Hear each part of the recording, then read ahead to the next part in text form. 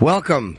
I'm listening as the song ends to the 3, 2, 1 countdown test. They have to do that every morning. This stupid test outside in case there's a fire. That was Judas Priest, obviously. Opie died, so here I am. We're going to move forward. He'll be missed. His contribution will be missed. Rest in peace. I'm still going to Austin. You know what I mean? I can grieve, but, you know, why would I go and see the fans? And his funeral will be on Twitter, right? It will be on Twitter, and that's Rich Voss, who has replaced Opie. We made this decision last night that we're just going to continue. Norton and Friends, featuring my pal Rich Voss occasionally. Good to see you. I'm tired, dude. I wound up, I did the taping with Bennington last night, Unmasked, in the Village Underground. How quick is he? He's the quickest human in radio. Was so much fun, man. Yeah, he really got me good on a few of them. He made me laugh. Ron really made me laugh. So fucking good. It was a 1 hour sit down chat in front of a live audience, which everyone knows what Unmasked is.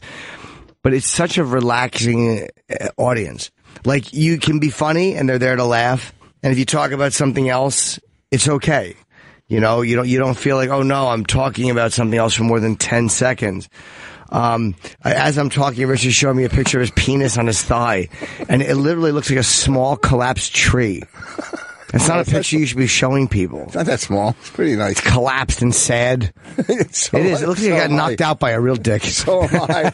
I'm collapsed and sad. It's just laying there on his thigh, all sad. Cock had a stroke, just collapsed. What happened to your penis? It had a heart attack and fell on my thigh. It's just sitting there. How about you get it turgid standing up, for Pete's sake? Sometimes when I jerk off, I might not come till like 5 hours later. It's just fucking because I'm so old. And do you really believe that? You fucking made that. I believe that face. No, I'm just. Ewok was writing me a note. Yeah. How fucking how quick is Ron? Like, it's not very. I was really surprised. No, I'm kidding. Obviously, isn't it? It's amazing that. Every time we've used him, it's like you can't. He brings you to another level. Yeah, because it's like you're. I don't want to say jabbing because you're not jabbing. It's like you're interacting with such a funny person. Yeah. It's nice to do, especially in front of a live audience. So he's really fun, man. And I couldn't believe it was an hour. I thought they cut the interview short because we did it, and he's like, "Yeah, we're finished." And I'm like, I asked him, was it like 40 minutes? He goes, no, it was like an hour. I'm like, wow, that went fast. I wish I could get him this Friday and Saturday to Stress Factory to host for me. I'm sure he can come. There's plenty of seats available. Hi, Esther. Hi. How are you? How's it going? Good. We didn't order anything, did we?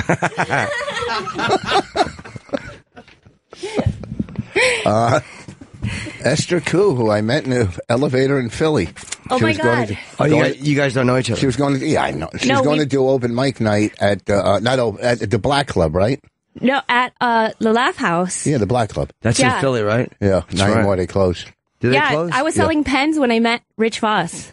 You were selling pens? Yeah. And he looked at it and said, what is that? It was like, 2 in a row. That deserved more. That deserved more. What do you mean you were selling pens? After your shows or on the subway? No, that was my job. Selling pens? Yeah. So I was in Philly for work. I lived in Boston at the time. And then I saw you in the elevator because I stayed in the same hotel as you. And I was like, are you Rich Voss? The elevator doors open and I saw him there and I was like, are you Rich Voss? He was like, yeah. We were filming. He makes a terrible first impression. Yeah. Voss makes the worst first impression. Shut up. I'm talking to Esther about how bad a first impression you make. He makes a terrible first impression. Oh, good. It's never good. No, you grow on people. Like, no one's ever met that Rich. He was a great guy. It never is like that. Yeah, let's work on that. Fuck? Yeah, he's terrible. You like people hating you? No, I'm just like, I'm not fucking... He has Asperger's or something. No, what am I going to do, a song and a dance? You know, I met that's what he thinks, saying hello is a song and a dance. You know, what the fuck? There's a line between him being friendly and everyone hating you when they meet you, and I want to do a song and dance. How about you do a song and dance? Because your way is not working. Your method is not working. Try this song and dance. I don't know. I'm cranky. I think I'm cranky. Really? Have you? Yeah, I think I've been getting cranky lately. No, you've been that way since. When did I meet you? 92. You've been the same way for all these years. We met at It's Benny just in Bray your one blood. night. Yeah, it's just in your blood. Is everybody in your family like you? What's that? Is everybody in your family like you? Well, no, because my brother's dead. My mother's in. So I wish everyone in your family was like you. No, we wish you were more like your brother. Well, I guess I don't know. Like my kids have a great sense of humor. My one daughter, my 23-year-old.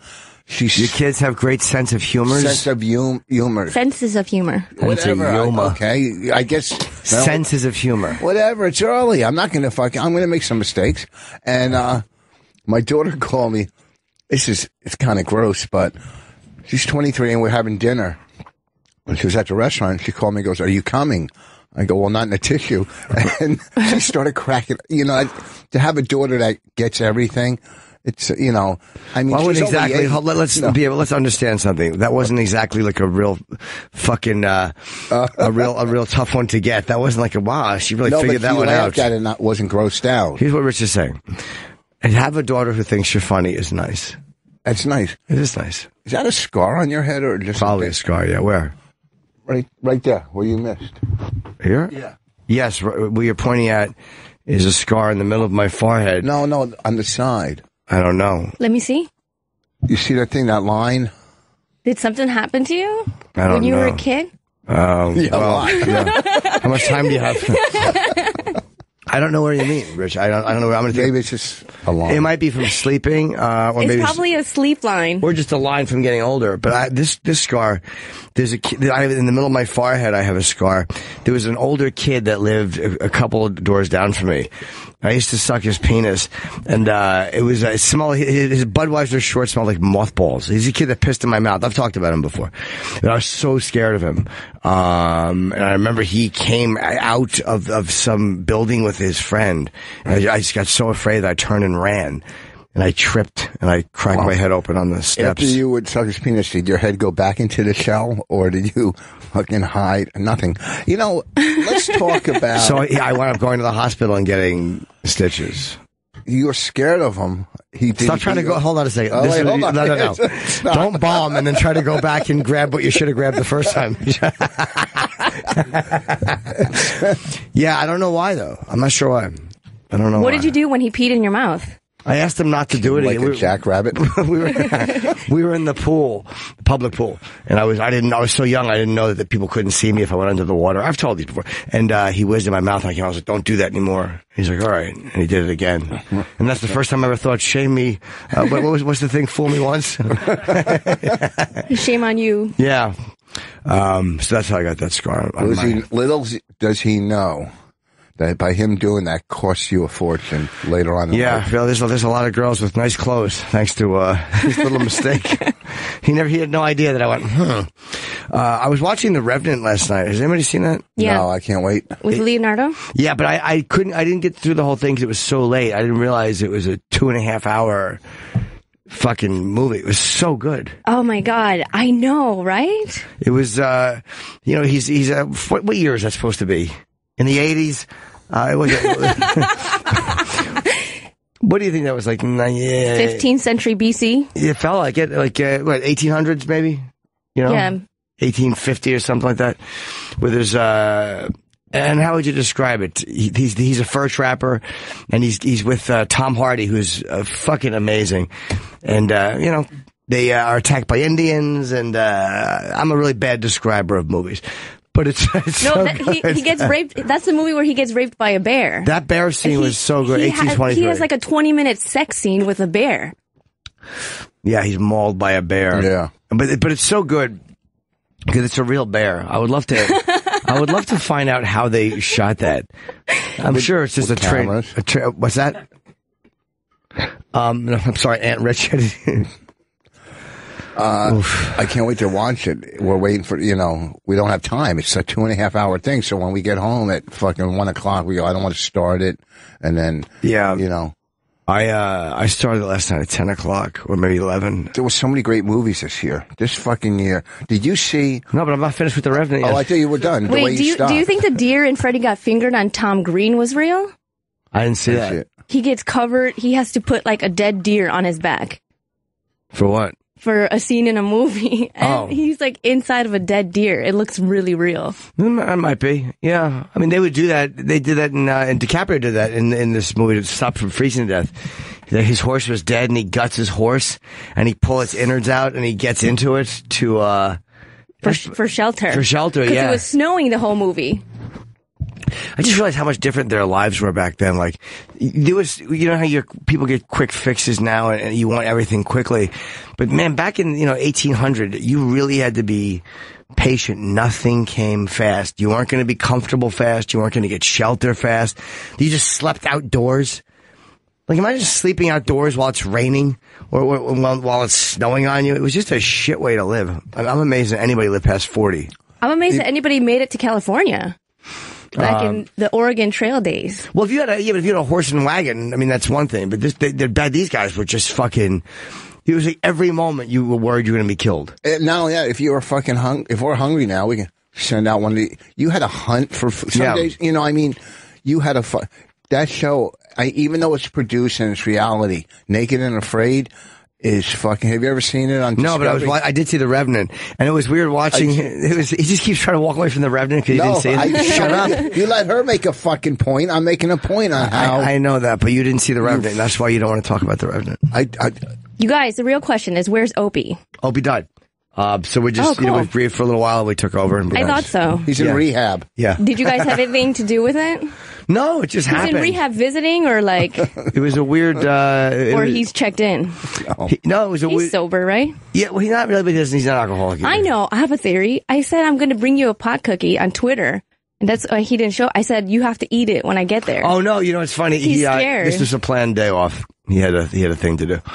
But talk more about The Revenant. The Revenant was so good. Let me start over. It was 1823. But it just made me think of how fast, like they're watching them eat raw meat. And I'm like, I hate when my hands are dirty. And there was no quick way. But your hands are always dirty. Yeah, theoretically they are. But I mean, I could at least go and Purell them or wash them. In reality, they're not? No, not at all. I have very hygienic hands. Do you get manicures? No, I probably should.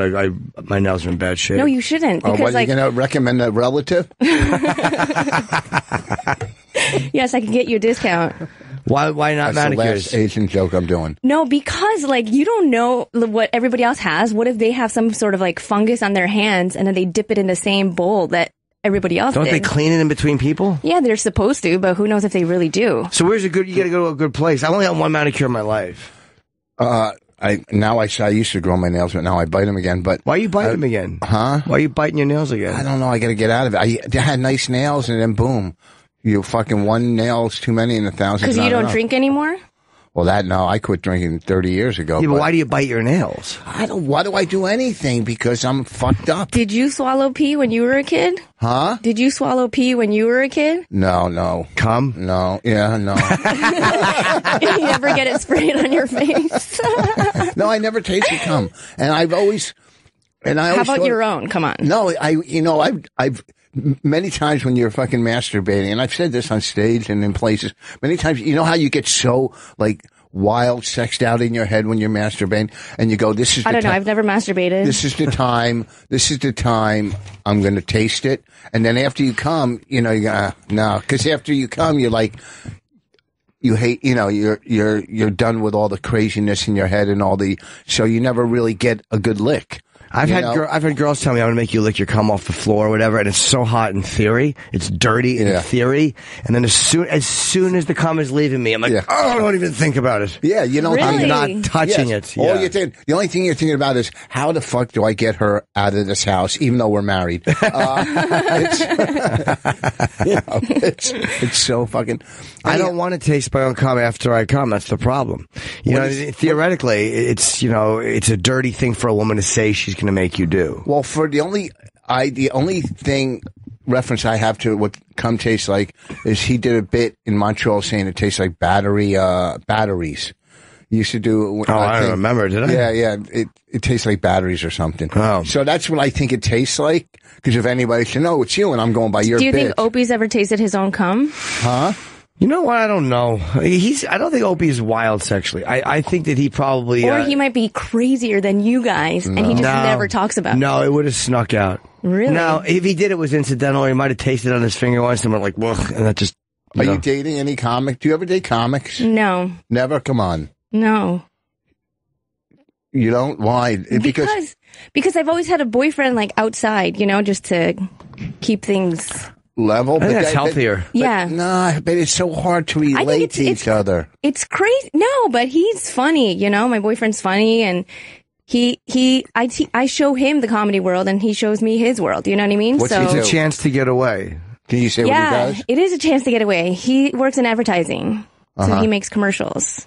Oh, okay, so I learned stuff about, he's super creative. And so I learned stuff about that side of the world and, you know, the whole camera world. And is he white or Asian? Neither. He's black? No. Dang. Oh, no, like there's something wrong with it. What is it? No, it's a good girl for that reaction. But what is he? He's Puerto Rican. Close. He's like a brand of Puerto Rican. Okay, and how long have you been with him? Like a bunch of years. For real, that long? Yeah. That's just more stable than you think. I never seen you. Then again, I've only seen you a couple of times, so. Because I go to the clubs by myself, you know. I don't Do you live with them? You know those comedians who bring their girlfriend and boyfriend around all the time? It gets so annoying because you can't really talk to them Frank solo. Del Piso. Well, Frank was an old friend. We talked about Frank yesterday, and it was different. The scene back then was different. Frank would always bring his. He was a comic who was ahead of us. His wife and but they were friends, and they were friends. She was friends with the comedians, so it wasn't unusual. It wasn't like he was dragging her along and she didn't want to go. Like she knew all the comedians. Yeah. So for her, it was part of her social That's circle. fun then. Yeah, it was different. It was, and plus it was like, again, when all the comics know you, you're a member of that group and it's comfortable to be there. But if you have your girlfriend or boyfriend doesn't know anybody, then you're like, what the fuck am I doing? Here's a fucking story. Like, I dated this girl like maybe once or twice. Never nothing. I don't even know if we made out. She was, I think an artist or a musician. So all of a sudden I'm on the road and she calls me crying. Right? I go, what's wrong? She went back to the back table at the cellar without me. And fucking Patrice was there and said, are you fucking, you're not even fucking him? And he laid into her for thinking she could come back there and sit at that table without me. You know what I mean? And I only went out with her twice and he fucking beat her down and she called me crying. I go, huh? Yeah. She cried at the cellar? I don't know. No, I know definitely on the phone as she was walking out or when she got outside.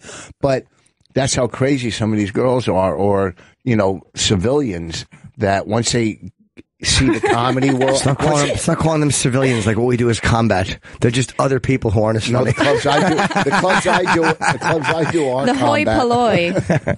But they see the comedy world and they're so intrigued by it that, you know, there's so many people that go to the cellar that are on comics that have been hanging with comics for 10 years or, you know what I mean? That are just. I guess, I mean, like, you know, it's funny, the cellar is such a, you know, it's like, I talk about the cellar a lot. And I don't realize it's like, it's just the club. But then when somebody from LA is talking about, I'm like, oh yeah, I guess the other comedians really do want to work there. Like it's one of those places where like you take it for granted because you're always there. I didn't see the True TV documentary. I heard it was very good. I heard it was super good. I was really annoyed with that. I had trouble. I was not in it because the interview we just couldn't schedule. Like it was just partially was my fault. Did you think you were too good to do it? No, I wanted to. Anytime they ask me to do it for the Comedy Cellar, I'll do it. Like I'm always. I just love that place so much. But I was really fucking annoyed at the woman who was doing it, just because it's a conflict scheduling. It was like fucking. It was just one of those things. That was my favorite part of the documentary, not seeing your stupid face in it. That didn't seem to hurt ratings. That's why I didn't watch your documentary, Rich Voss, because I didn't want to see your stupid face. That's okay. Thank you, Esther, very much. I'll give you the $4. You didn't see it? It's all about women. Is Esther in it? Yeah, exactly. No. Am I in it? Then why would I watch it? Because we were only using headliners. But at the time, I'm just kidding. you were new. You know what? I meant to watch it last night, but then I got tired. You know what's funny? Did you see The Revenant? I saw you in Philly. Yeah, let's talk about The Revenant. No, when I saw you in Philly, I think we were filming down there. You were filming this? The documentary. When Oh, I saw no you, way. That was in the MySpace days, and I sent you a message on MySpace. Oh, yeah, I kind of remember. Do you remember? I kind of remember. What year was that? What year did you start? It was like 2005 or something. Oh, you started then? Then we weren't doing the doc then. Yeah. No. When did you start? Like 2003. Oh, okay. Yeah. Did you see? I'll tell you a great movie. I don't know why I love this movie so much, and I keep plugging it. Hello, my name is Doris. Michael Showalter directed it. from. Do you remember? I know who Michael is. Sure. No, I didn't see it. Sally Field and Tyne Daly were so fucking good in this movie. What's it about? Just an older lady falling for a younger guy, and it's like Harold and Maude almost. It's so fucking good. Okay. Tyne Daly, if she's not up for Best Supporting Actress, you know, I mean, she hasn't done anything that I've known in years. It's just the acting. It's just watching two actors that really know how to act. You know, carry this fucking. It was great. Well, who's the young guy? All the other people were no names in the movie, pretty much. Okay. They were like, you know, it was a small budget. He made it. Right. Got Sally Field, got her. That's pretty impressive. And it was fucking. Wouldn't you hate to be a young actor though, like, and like you get a big movie break, and like, all right, well, here's the thing: you're in love with a fucking 70-year-old. Like, he was in love. He was in love with her. Well, whatever. I was just, you know, I didn't see it. I was just making a little humor. I didn't, you know, I don't know what I'm thinking. Harold and Maude, really. Oh, Judah's in it. Cool. Judah Freelander. Oh yeah. The doc. All right, we're gonna just watch this. Bobby, look at that. They had to back up the camera. Rachel Feinstein. Yeah, I would tell. Good. Yeah, that was really an annoying experience. Yeah, it was hard to schedule with these people because, you know, and well, with this time, you know, and whatever, you know, if Norton can do it, you schedule around fucking Norton. That's how it goes. No, it was partially the only time. There was one time I was able to do it, and I got back to her and I said yes, like an hour later, and she said, "Oh, we already gave the spot away," and I was like, "Oh, fuck yourself." Wow. I'm not going to try again to get in. But aside from that, they did give me a lot of opportunities. I was just away. You know, it wasn't like they asked once. We tried and tried. It was just, you know, whatever. It is what it is. It is what it is. But I'm happy that it was good. Yeah. And anything that gets people into that place. Let's talk about your movie, Rich Voss. Yeah, let's do that. Yeah, is it still on Netflix? Yes. Okay, cool. I'm going to watch it. It's on Netflix or iTunes. I think in the summer, in July, Netflix will see if they want to re-up it. The thing about Netflix, they're so fucking smart. They won't give you any numbers. No. You don't know what you've done.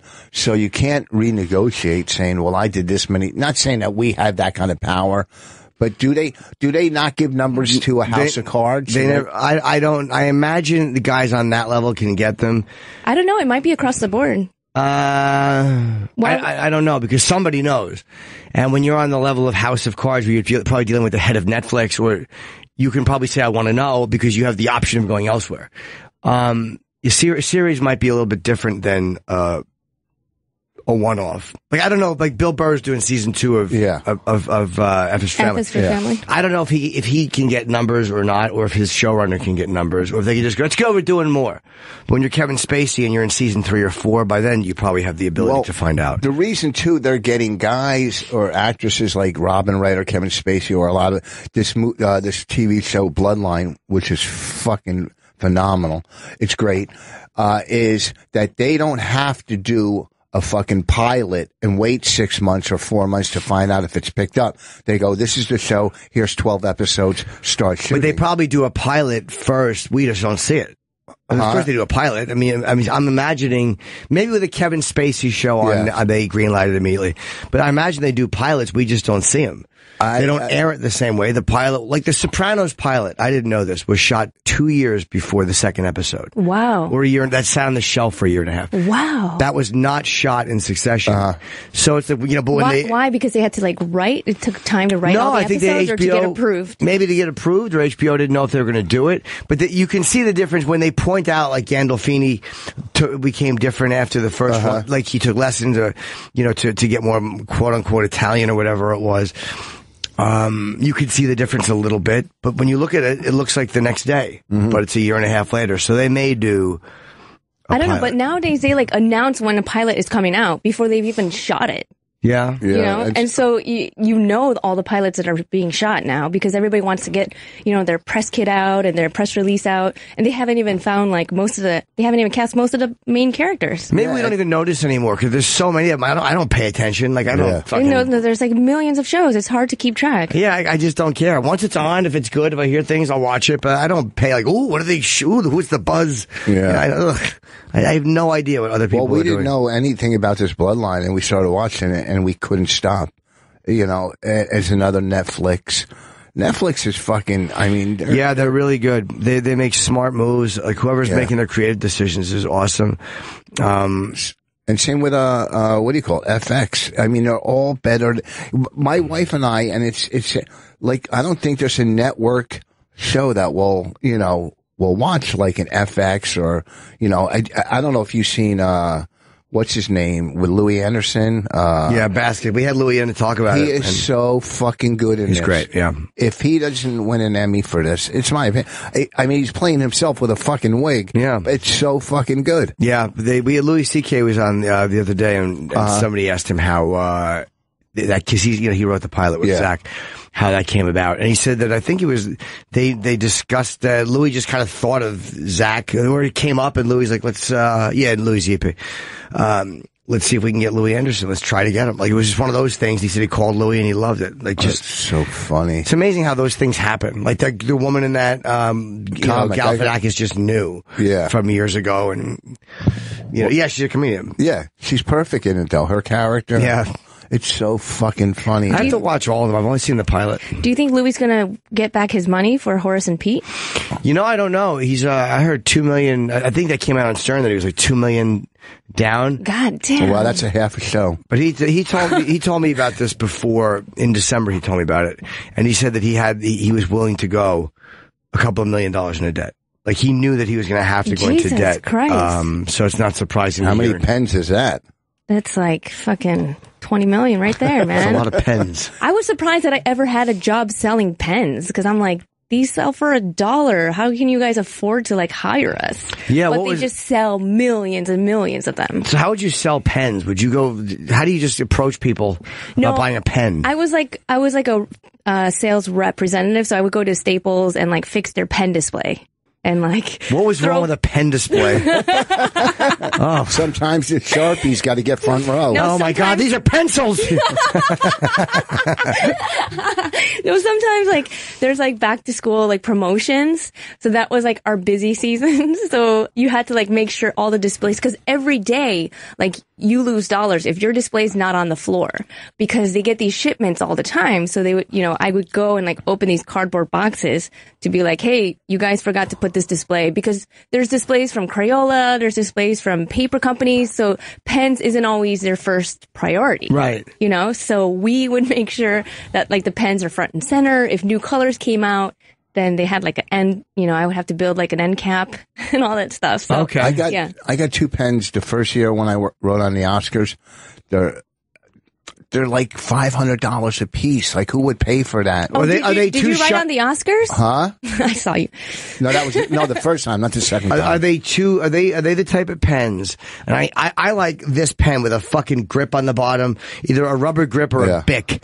I hate fucking fancy pens. I've never used them. Don't give me one. They're the worst. Fancy pens are heavy. They stink. These ones. Do you have any fancy pens that people gave you? Yeah, I don't use them. They're heavy and they're slippery. You can't grip, because I hold a pen very weird. If anyone wants to know, how do you hold it like that? That's the proper way. I'm holding a pen in the proper way. I can't do it. I hold it like this. It's bizarre. Do you have terrible handwriting? Horrendous. Let me see the pen. That's horrendous. What? Here's how I write. Let me see. I go like this. Like a caveman? No, like this. Yeah. Wow, yeah. you guys never learned how to hold a pen. That's not right? No. What's wrong He's holding with it in his asshole, by the way. What's wrong with that? Well, it's wrong. It's wrong. Like, look, this is how you're supposed to hold a pen. It's the way that they teach you in school, between the thumb and forefinger, wrestling on the middle. I can't do it. That's very sexy. Can you do that again? Did the teacher ever hit you when you were in school? I don't think I got hit as a kid, no. I got my ear pulled, but I don't think I got hit. I didn't go to Catholic school, I went to regular school. Yeah, I don't think in regular school they were allowed to. I don't remember if they were allowed to hit you. I don't know. I remember they my probably mother. Did. I want to know more. I want to know more about the pens. I have to know more about this. You know what I like about a pen? If it like the weight of it. Like, this pen is easy to twirl because of the weight of it.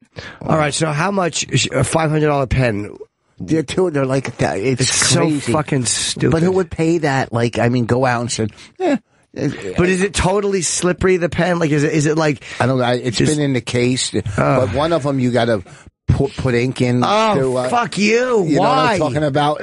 And the other one it's is just like a collector's item. Yeah, people thank don't you. use them every single day because they're heavy. They're not practical to, No, but they slip out of your hand to write with. Imagine like using Vaseline and having to write something quickly. You fucking never get it done. I'm with you. I like a stupid cheap pen. I like a nice cheap fucking $2 pen because it's light. I can write forever.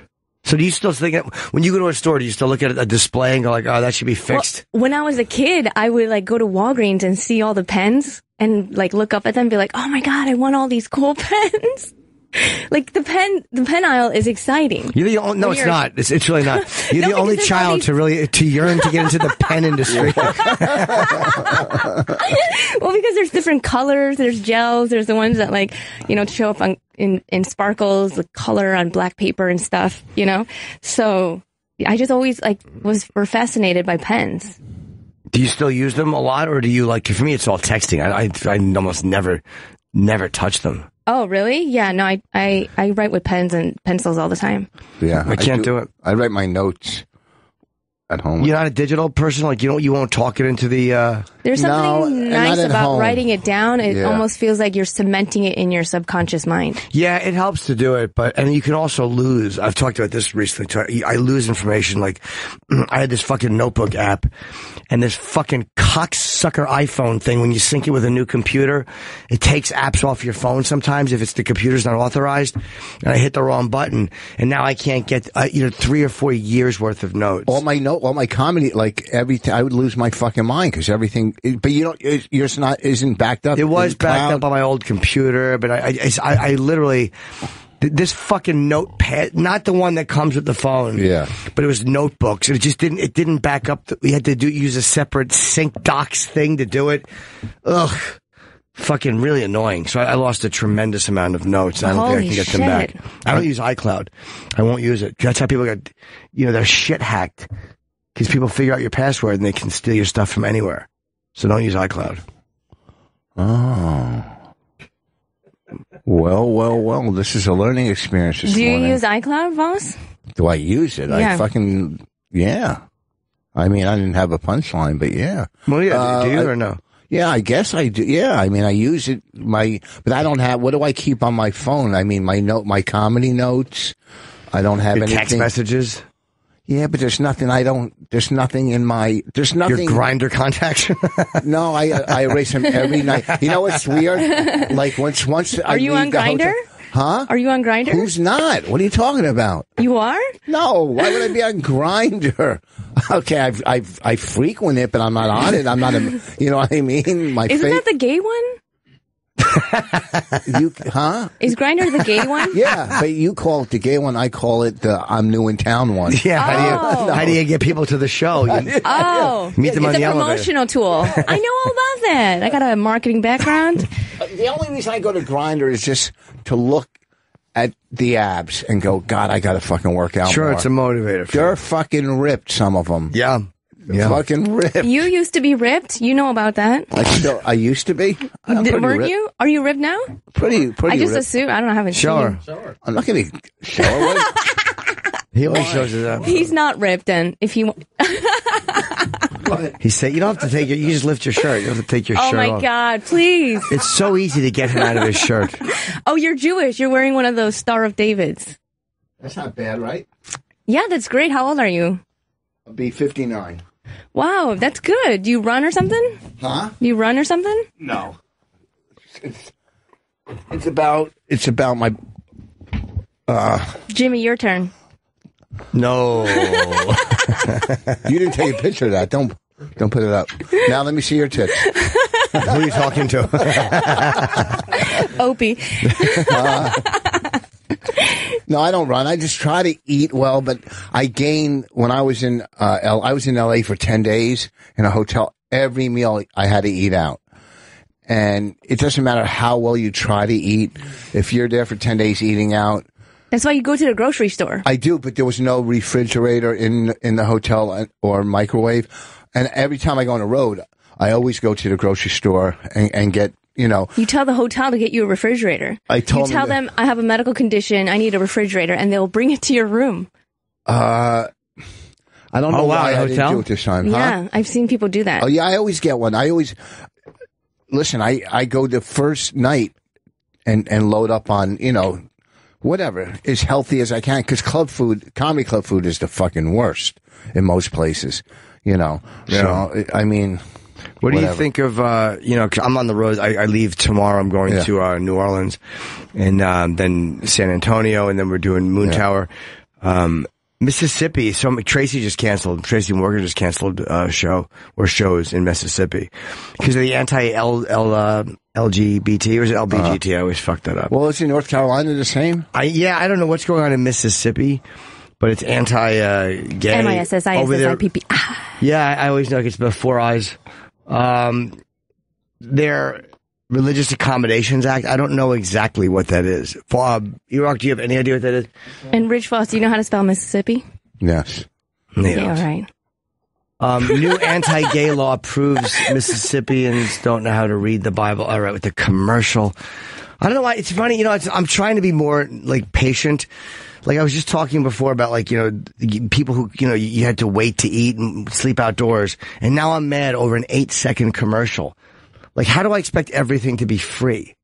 Like, why do I get pissed off at a YouTube commercial? Like, it's fucking 20. It used to be 3 to 4 minutes on TV. And you have to wait for it. There was no choice. There was no fucking fast forwarding. There was no pausing your TV. And now there's a 20-second commercial. And I'm like, what the fuck? And it's not rational. To join the Rogues Parade of Bible thumpers who know nothing about...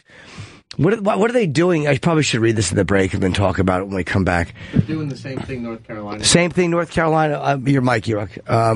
What are they doing? They're the whole anti-gay, uber Christians way of approaching politics and running of the state, that they're not recognizing marriage or equal rights and things like that. Fuck 'em. So you would think that, and I don't even know the stance in South Carolina, but you would think in South Carolina there would be more anti than North Carolina. That's because there's this illusion that the North is so fucking hip. There's really... gay marriage is legal in Iowa. And it's not legal in California, or it was just legalized in California. I don't even know. But in Iowa, they had it long before some of these fucking hip states. So I don't know. I didn't know Mississippi. Mississippi has the state book as the Bible, and it's supposed to be separation of Wait, states church and have state. books? Yeah, I don't know what a state book is. Every state has the official what's the state bird, book of color, New York? all that. I don't know. Let's look it up. Oh, I should, probably something Trump. I couldn't think of a good joke. The art of the deal. Again?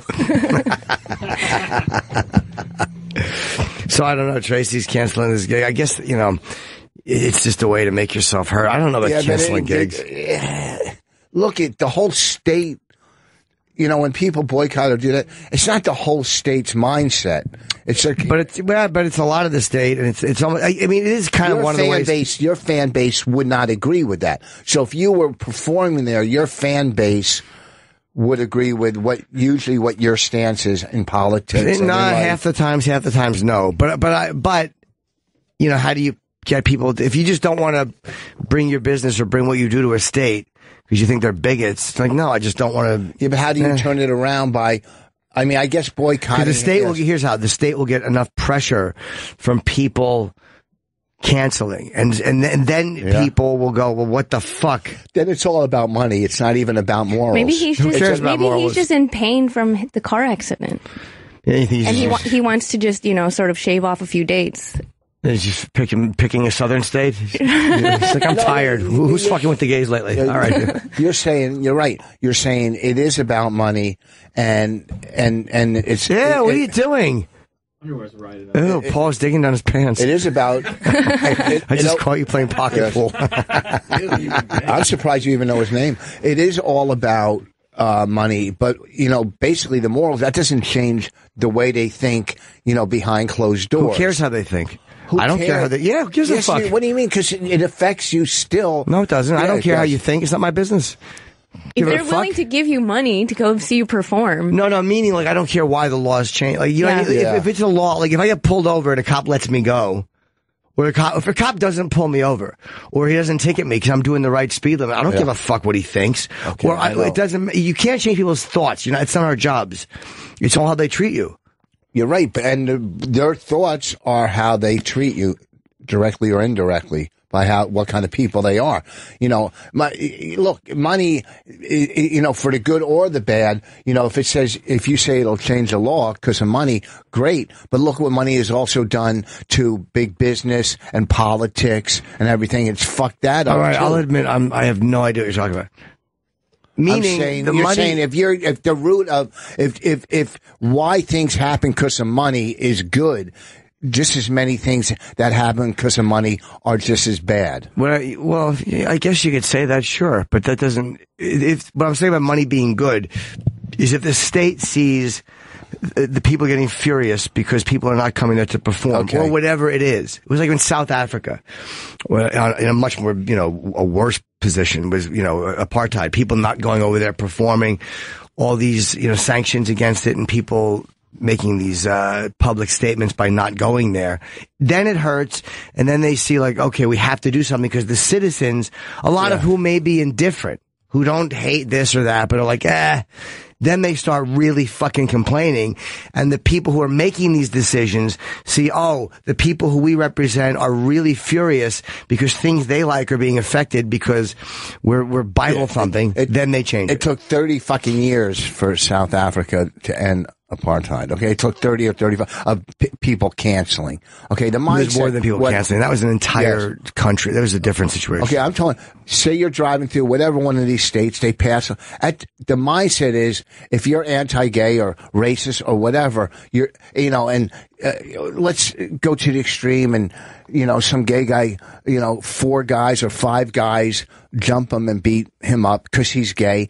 Okay, the money, it's still, you have to change people's mindset and their morals in life. You do. No, you don't. It's not your job to do that. I know what you're saying. No, but it's not our job. I don't care. Why are Jews always so nosy? What's that? Who cares? Who cares? Obviously, Tracy cares because she canceled. Let them be what they are. Yeah. Christians always want to evangelize, and Jews always want to change everybody's mind. No, we don't. Not at all. We don't change anybody's mind. It's just you? No, we're not knocking on doors. No. When we're not curing diseases or coming up with, other medicines or winning Nobel Prizes, we are trying to look out for ourselves. Like most people should, we look out for our changing own. People's minds is not our jobs. I know you want to change it. You know what? Like when I left like this cult life that I grew up in, I thought that when I was leaving, I was like, wow, I got to change all of their minds. I got to, contact them like years after I left. And is that why you started playing ukulele? Go ahead. And so I was like, I thought I was going to like have that mindset, but I didn't. Maybe I called a few other girls and, a few Hannahs and Sarahs, and I was like, hey, you guys, there's a whole world outside here you got to like come to. Why would you come from? From this like Korean evangelical super hardcore church. Yeah, but as a good comic or as a great or whatever, you're up there trying to get your point across. No, And what, you're not? No, I'm trying to get my point across. I'm not trying to change your mind. Just sharing, it's not my business. You're just sharing your opinions, and if people agree with you or not, whatever. If people are laughing, then you're thinking they're agreeing with my opinion. I don't always think that, but wanting them to agree with you is one thing. Trying to legislate people into changing their minds is another thing. I don't care if their minds are changed. Meaning, it's not important why they I don't give a fuck if people like blacks. You have to serve blacks or anybody else equally. Who cares what they think? Mind. But they still won't be. If you pass a law where gays can be married, whatever, and people are still anti-gay, how easy is it for that gay person to get a job with that company if the people still think that it's I know what you mean. I know what you're saying. I don't disagree with the idea that it's nice to change people's minds. But I'm saying that with a law like this, when it comes to a law, there are motives behind it. Who gives a fuck? It's not important. Yes. You want to take a call, Paul? Do we have Paul asked if I want to take calls. Is there a good one? On real issue of censorship. I can't hear you. You have to talk in the mic. Like, if Manny Pacquiao came in here, would you want to change his mind and like telling him like, hey, it's not wrong to be gay. It's okay. He's allowed to say I wouldn't affect me watching him fight or not. You know what I mean? Like, I think he's a douchebag for what he said, but But you're not going to try to change his mind. That's not my place. No, I'm not. Not Pacquiao. Maybe someone who couldn't knock me out immediately. I might. Look, if there's any group that's more hated, it's my fucking people, and I'm not out there trying. But that means bad comedians. I'm not out there trying to fucking talk to the fucking Klan or white supremacists I or wish you were. Muslims or whatever. But the thing is. Wait, where am I going? Exactly. I'm Did just you trying. always, I'm just did you trying always to, talk like this? No, listen, with you the list? stupid. Listen, what I'm trying to say Or is. did it come later in life? Yes, what I'm trying to say is. Are you ever going to fix it? No, I'm not going to fix it. All right, okay. When you open They have your eyes, surgery for that. when Can we call Dr. Steve? When you listen, shut up. You'll never be as funny as me. Now listen to me, stupid. That's not a good comeback, Rich. Yeah, well, because I have a list, so you're going to go after like every other fucking caller or listener. Okay, I've had it my whole life. I know it. No. So what I'm saying is, Well, you would think you would have better comebacks if you've had it your whole life. I'm not trying to come back. I'm not. Why am I going to come down to that level? I've dealt with it for my whole life. More like up. You know. All right. Oh, I'm sorry. I'm sorry. I have a list. Shut up and let her beat you up. It's funny. It's not funny. I've dealt with it with callers. It's not funny. It is funny. How's it funny? Because the first thing you do, you come in and talk shit, and somebody makes fun of you. I didn't talk shit to anybody. What did I say? Rich, I'm not even mad at you for it. Do you have a character where you're talking to Lisp? Well, yes, I do. Which one is it? Piece of garbage. It's Chip. Yeah. Oh, yeah. It's a half a lisp. I'm not trying to fucking. I'm trying to fucking. Can you add more people. saliva to your lisp like his? All right. It's like every other caller. It means nothing to me. I'm not going to defend that or fight it. Oh, Rich. Well, why are you getting mad? Nothing. Why am I getting mad? Because I've been dealing with it for 15 years. It's called Norton and Friends. Let's be friends, Rich Voss. Why? I'm not friends. We don't call each other. We're both comics. We pretend we're friends in here. That's the whole thing. I never pretended that. I never said I'm not your enemy, but I'm not going to go. Do you have enemies? Yeah. Who? Huh? Who's your enemy? One now, you. One. I don't know. There's a lot of people that don't like me. A lot. Because. Or do you just think that? I know it as a fact. Oh. You know what? Well, a lot of people don't like me either. Yeah, but for different reasons. For different reasons. You think they're better reasons? No. They don't like you for whatever. They don't like me for whatever. Different reasons. But guess what? I'm not trying to change their mind to like me. Sure you are. No, the same way I am by being funny. Yeah, I always want people to like. No, I'm talking about there's certain comics that don't like me. There's certain club owners. Kevin Brennan. No, he likes me. We get along. I like him. He told me he hates you. No, he loves me. I give him rides. I'm just He likes me. That was what comics don't like you? I mean, I'm sure there's guys that don't like me either. But Bonnie. There's some that I've had. It doesn't matter. I'm not going to fuel into it. Yeah. You know. I just didn't know about it. You know. Oh, let's see. Hold on. Christy in Indiana. I don't think people hate Rich. People love Rich. But I mean, Hello? yes. Hold on. And you got mad ironing skills. Did you call me Christy? But no, I said, it says, I thought it said Chris D. Not my fault. It says Chris C. Here's how the call spelled it. Chris CDHRIS. Who wrote that? Who typed that up?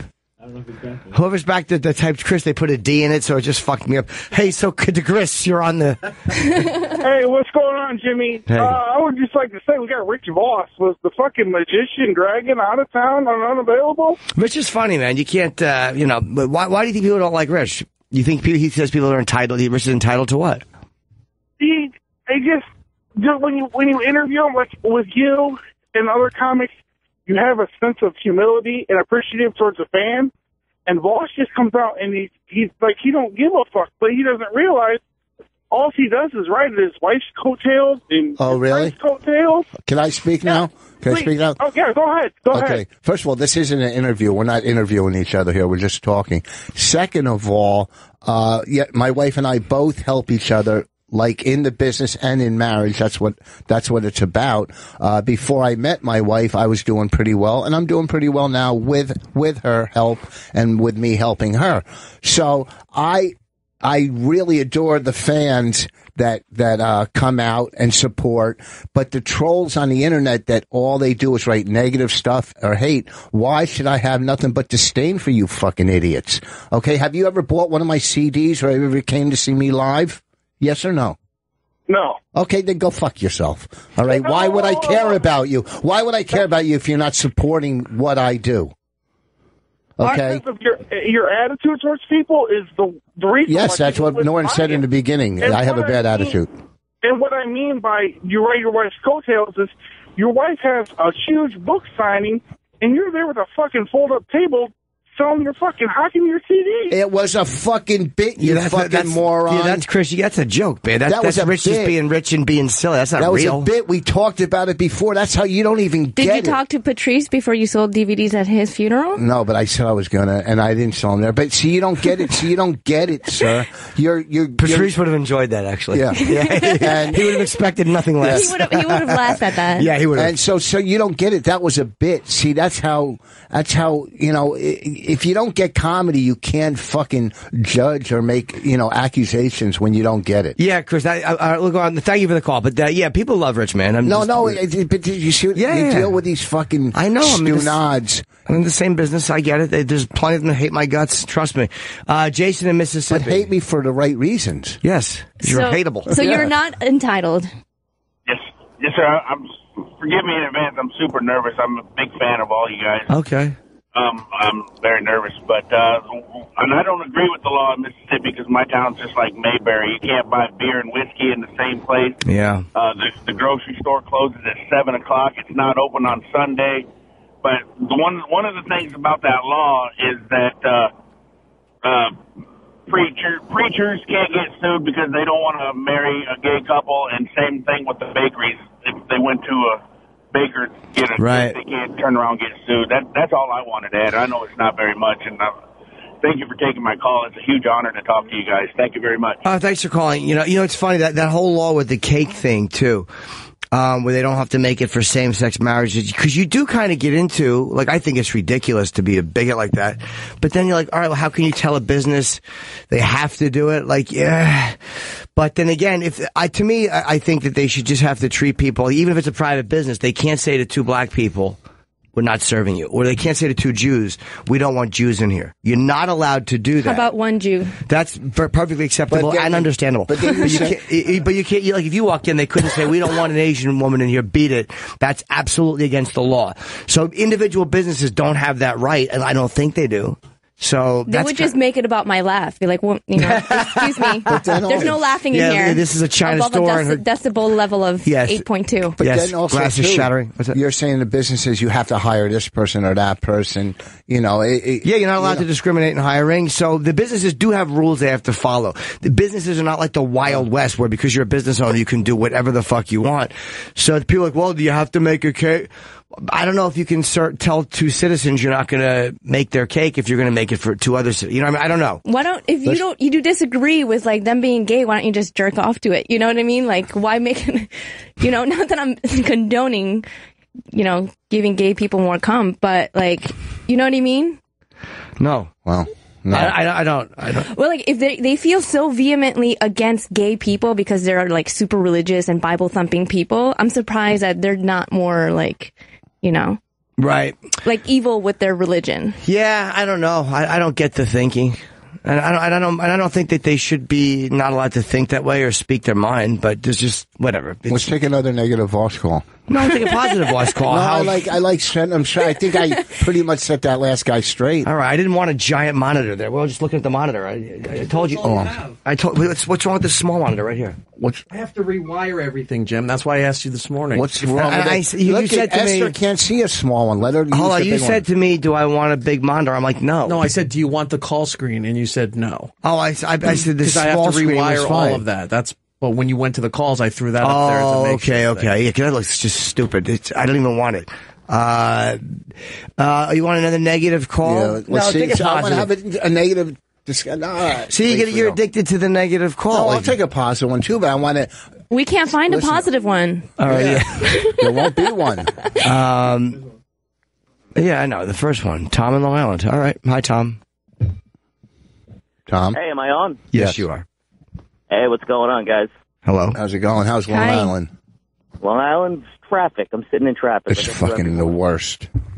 I'm actually calling to be on Rich's side. I think Rich has been with the show for a long time. He's been on for a really long time. Actually, I remember way back. And Esther, I mean, you've been on a bunch, but shouldn't be jumping all over the guy. I think he's helping. I hope he's out today. He's standing in for him. No. I mean, Rich, you would love for it to be the Richie and Jim show. You know that, right? No. What, me? You don't, just because Rich has been here longer, another comedian, yes, Rich can handle himself. Yes. We got to take a break anyway. It's 8 o'clock and my food is here and I'm really hungry. And we have Billy Connolly coming in a little later. Do you know Billy? I've never met him, but I know who he is. He's great. He's really awesome. great. He's doing, I think, only 3 shows in the U.S. He's doing something in Boston. Next week he's here in New York at the Beacon. And I don't know where his other date is, but we'll get that for you. And where are you going to be this weekend? Stress Factory this weekend and next weekend. Next Thursday and Friday in St. Paul.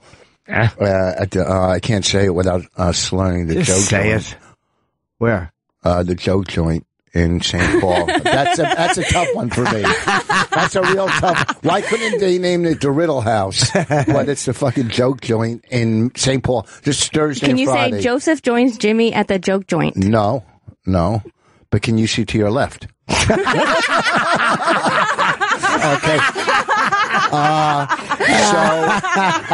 And this weekend at the Stress Factory, Friday and Saturday. Okay, that's funny, man. And Esther, where are you? Well, happy 420, everybody. Smoke up a joint. Yeah. Is that today? Get a weed cookie and get high. It is. Yeah, 420 is today. Ooh, I bet you Doug Benson's working all over the place today. He's got a live show in L.A. today. Yeah. Sure, a bunch of weed comedians, stoner comedians, and I have a 420 show at Caroline's tonight at 9:30. So 212-757-4100. Oh, cool. And then this weekend I'm in Princeton, New Jersey at Catch a Rising Star. That's your hometown. No, it's close to my hometown. I wish Princeton was my hometown. I wish. Fuck, you're like please, 20 miles from me. I'm competing. Oh, fuck, I'm fucked at the Stretch this weekend. Oh, come on. There's plenty of comedy dollars to go around. I'll be in, New Orleans tomorrow night for the first time ever at a gig, the Joy Theater. San Antonio, the Aztec on the Friday, and then 2 shows at the Moon Tower in Austin on Saturday. And then we're doing a live broadcast Saturday. Opie's doing one Friday. I won't be there for, but Opie have a bunch of other people in. And then I'm coming to Baltimore, Bethlehem, LA, and Vegas, and West Hampton at June 11th. My first time in the Hamptons, in Long Island. So I don't know what to expect out there. Why do I think the Hamptons are so like a different country? It doesn't feel like it's regular. Because it is. It is, I've right? never been there either. Doesn't it just seem like they're not relatable? Yeah, they're just all a bunch of rich douchebags. You'll fit right in. Okay, good. Because I'm not rich, but I'm well-to-do. No, that's rich. There was a video one night I was watching, and it was the Ramones live performance, and they did this song. It might have just been a lip sync performance for like a fucking 70s video. And we could end it. And I remember watching and going, this band is really good. That was the first time I got into the Ramones. I saw them a couple of times. They fucking killed. Saw them live? Yeah. I wish I did. You're not a UFC fan, are you? No. It's too bad. There's huge news in the UFC. And I don't even know if I'm not against it. I understand. Do you watch it all, Esther, or no? I mean, I've seen like people watching it. Okay, it's not your thing. But there's an Irish guy, very polarizing fighter named Conor McGregor. Real shit talker. Just retired. Real aggressive. Yes, and I don't know for what reason. He was he wasn't undefeated, but he was on a streak. He was doing very well. He was really winning decisively. And then he went up in weight class to fight another champion. The other champion broke his foot, so then Conor went up another weight and fought this guy named Nick Diaz. And is it Nick or Nate that beat him? I always mix up the Diaz brothers. Real quick, though, when they have to go weight class, are you talking 5 pounds? No. I think he went up from, he jumped 2. He went up to, was it welterweight? Is that what he went up to from, like featherweight to welterweight? He passed lightweight, went to, I think that's it. It's called welterweight? It was Nate, yeah. It was, I think he went from like 135 to 170 or something. No, a huge jump. Wow. Something like that, yeah. And I know there's certain fans are probably like, you fucking know what you're talking about. Maybe you're right. So he lost.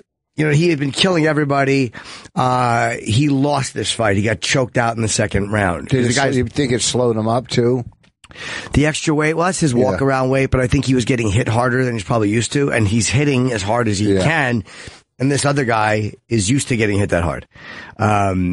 so he couldn't knock out Diaz, and he lost. And I think that put a whammy on his fucking head because they had a rematch coming up for the next UFC 200, and he wouldn't come over to promote it.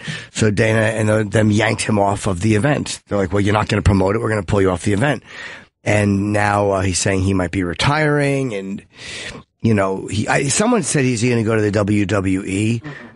You don't think so? No. Why not, E-Rock? He would do very well there. He's a great shit talker. He's as good a shit talker as anybody in wrestling. He might show up as sort of a promotional tool, but I can't see him being an actual fighter because most of those guys don't translate well coming over to WWE. Yeah, but he's as good a shit talker as any of them. Yeah. I'm saying he could be like a one-time thing, or he could show up and have arguments and things like that, but I don't see him being a regular in the WWE. All right, I don't know that world at all. But what do you think, Paul? They're also very PG, so a lot of the stuff that he says they weren't allowed. He'd be smart enough not to curse. He was making a lot of money though, and he's one of those guys who loves spending his money. He was driving expensive cars, and he was living that life. You know what I mean? It's like if Biggie Smalls was fucking white and Irish and a fighter, like that type of thing. What kind of money? I mean, they're not making boxing money. No, but a lot. But I mean, they making? I mean, there's got to be only a handful, right? Yes. That are him, John Jones, Ronda. I honestly don't know. I couldn't even guess at what a fight purse is. I don't know. I mean, they're selling out everywhere. Every arenas, right? But if you said, what does Anderson Silva make for a fight? I couldn't even begin to guess. If it's $1 million or 100,000, I have no idea. Do you think it might be some type of physical thing? Maybe the last fight really fucking rattled him and there's something. Maybe, I don't know, or maybe he wanted another championship fight. I'm sure if we have people out there who are big UFC fans and have more insight than I do, I don't understand this move at all. Part of me thinks he might have been afraid to fight Diaz again, or afraid of not getting hurt, but all of a sudden, like, I'm going to lose 2 in a row. They're saying earning $1 million. For his last fight where he lost? Yes. He made $1 million. What did he say at the press conference? That was the post fight. How long was that press conference? He must hate it that everybody knows how much money he's making at a fight because, he must get hit up by all of his relatives and people claiming to be his relatives, right? That's a great point. Anybody with the last name Silva can hit him up and be like, yo, bro, we're cousins. Yeah, help us out. Yeah, remember me? Holly Holm made $500,000. She was the champion, and she lost to Misha Tate. Now we're reading this. Misha made $92,000 for the co-main event. Wait, the one that beat Ronda. Holly Holm, yes. Had another fight after Ronda. And lost. And now Misha is champion, and Misha Ronda has beaten twice, I believe. Or 3 times. Has Ronda fought since she lost? No, she got hurt bad, but she also was supposed to take time because she was doing films and stuff. Yeah. So that was kind of, people knew she wouldn't fight for a while. Did her losing hurt her brand, do you think? No. Well, I don't know about that. We'll see what she does next. It always hurts never. when you're invincible, when you're undefeated, and you finally lose. It always hurts you. People go, "Oh, they're human," but if you come back and start winning, then it doesn't matter. Like Connor was not undefeated. John Jones is not undefeated. Ronda was not one of those one and done kind of women's champions. She had a reputation and a legacy for a long time, and that'll still carry despite her defeat. She wants to be part of the. She came out saying she wants to be part of the big UFC thing at Madison Square Garden. Yeah, that's a big one. It's finally legal in New York. Yeah. And it's coming to the Garden November 12th. I don't know who the fight's going to be because John Jones is fighting this Saturday. And, will it be GSP? Will it be, I had heard GSP is having sponsorship issues. It would be a big deal if he fought. This was supposed to be the headline fight was Nate Diaz. I'm sorry, Conor McGregor. And, I don't know what's going to happen with this. What are they going to do for UFC? Is UFC 200 in New York? 210 or something like that? Wait, is there another one besides UFC? Isn't there 2? It's 205, sorry. It's 205. Ronda Rousey likely to fight for title at UFC 205 in November. What do they call it 205? I don't understand. That's how many there are. They're just numbered. UFC 50 was this, it was about 8. That'll be their 205th pay-per-view. Yeah. Yeah, they have a lot more fights than that. Oh, that's the number of fights they've had. Pay-per-views. Oh, wow. They make so much money. Yeah, they do. Because they have regular fight nights and all that stuff. Are they still doing Saturday nights on Fox? Yeah, I think so. I don't know if it's every Saturday. Yeah. I don't know. I lose track of them, and I actually prefer the pay-per-views because then you can just rent them and watch them. And how much is it? Like $75? No, for HD, it's like 69 or 60 or something, but it's so many fights. It's worth it. I love it. Were you pissed when that Ronda Rousey fight was like $1? I mean, not $1, a minute? No, you get used to that with her. That's what Tyson's fights were. He's kind of impressive. Yeah. But you pay, and then it only lasts a minute. Here's what annoyed me. I went to... My wife married me.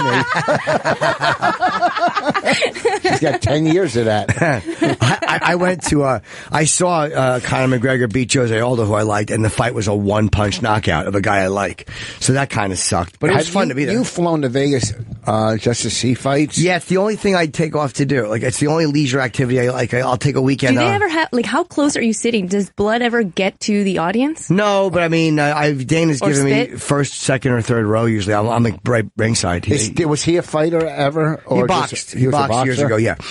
You could see me in a lot of the pay-per-view events. You could, like, if you pan through the audience, you could see my dumb face. Doing Chip Chipperson? Oh, yeah. Yeah, I try to do Chip, and it's like people always try to get Chip on... next to Trump and...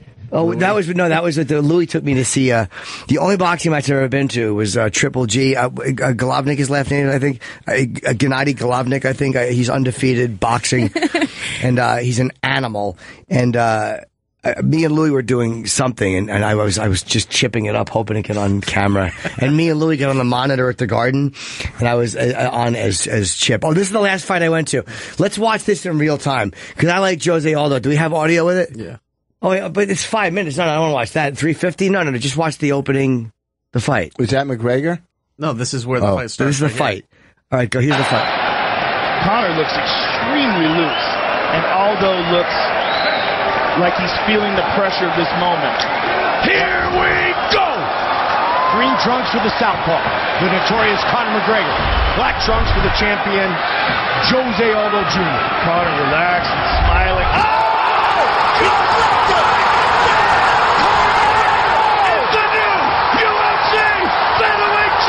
You can stop it. That was the fight. I was waiting for the call. I want to see that punch again. Rewind it. Do it again. Was it a punch or more of a Oh, he had some good. Did you see his fucking bulge? Go to that, too. Which one? Yeah, but he's wearing a cup, right? Yeah, but it's... Because why would his dick be that Yeah, he fucking... shape? Very precise puncher, but he threw a fucking left and knocked him out. And I know someone who knows... I felt so bad for Aldo.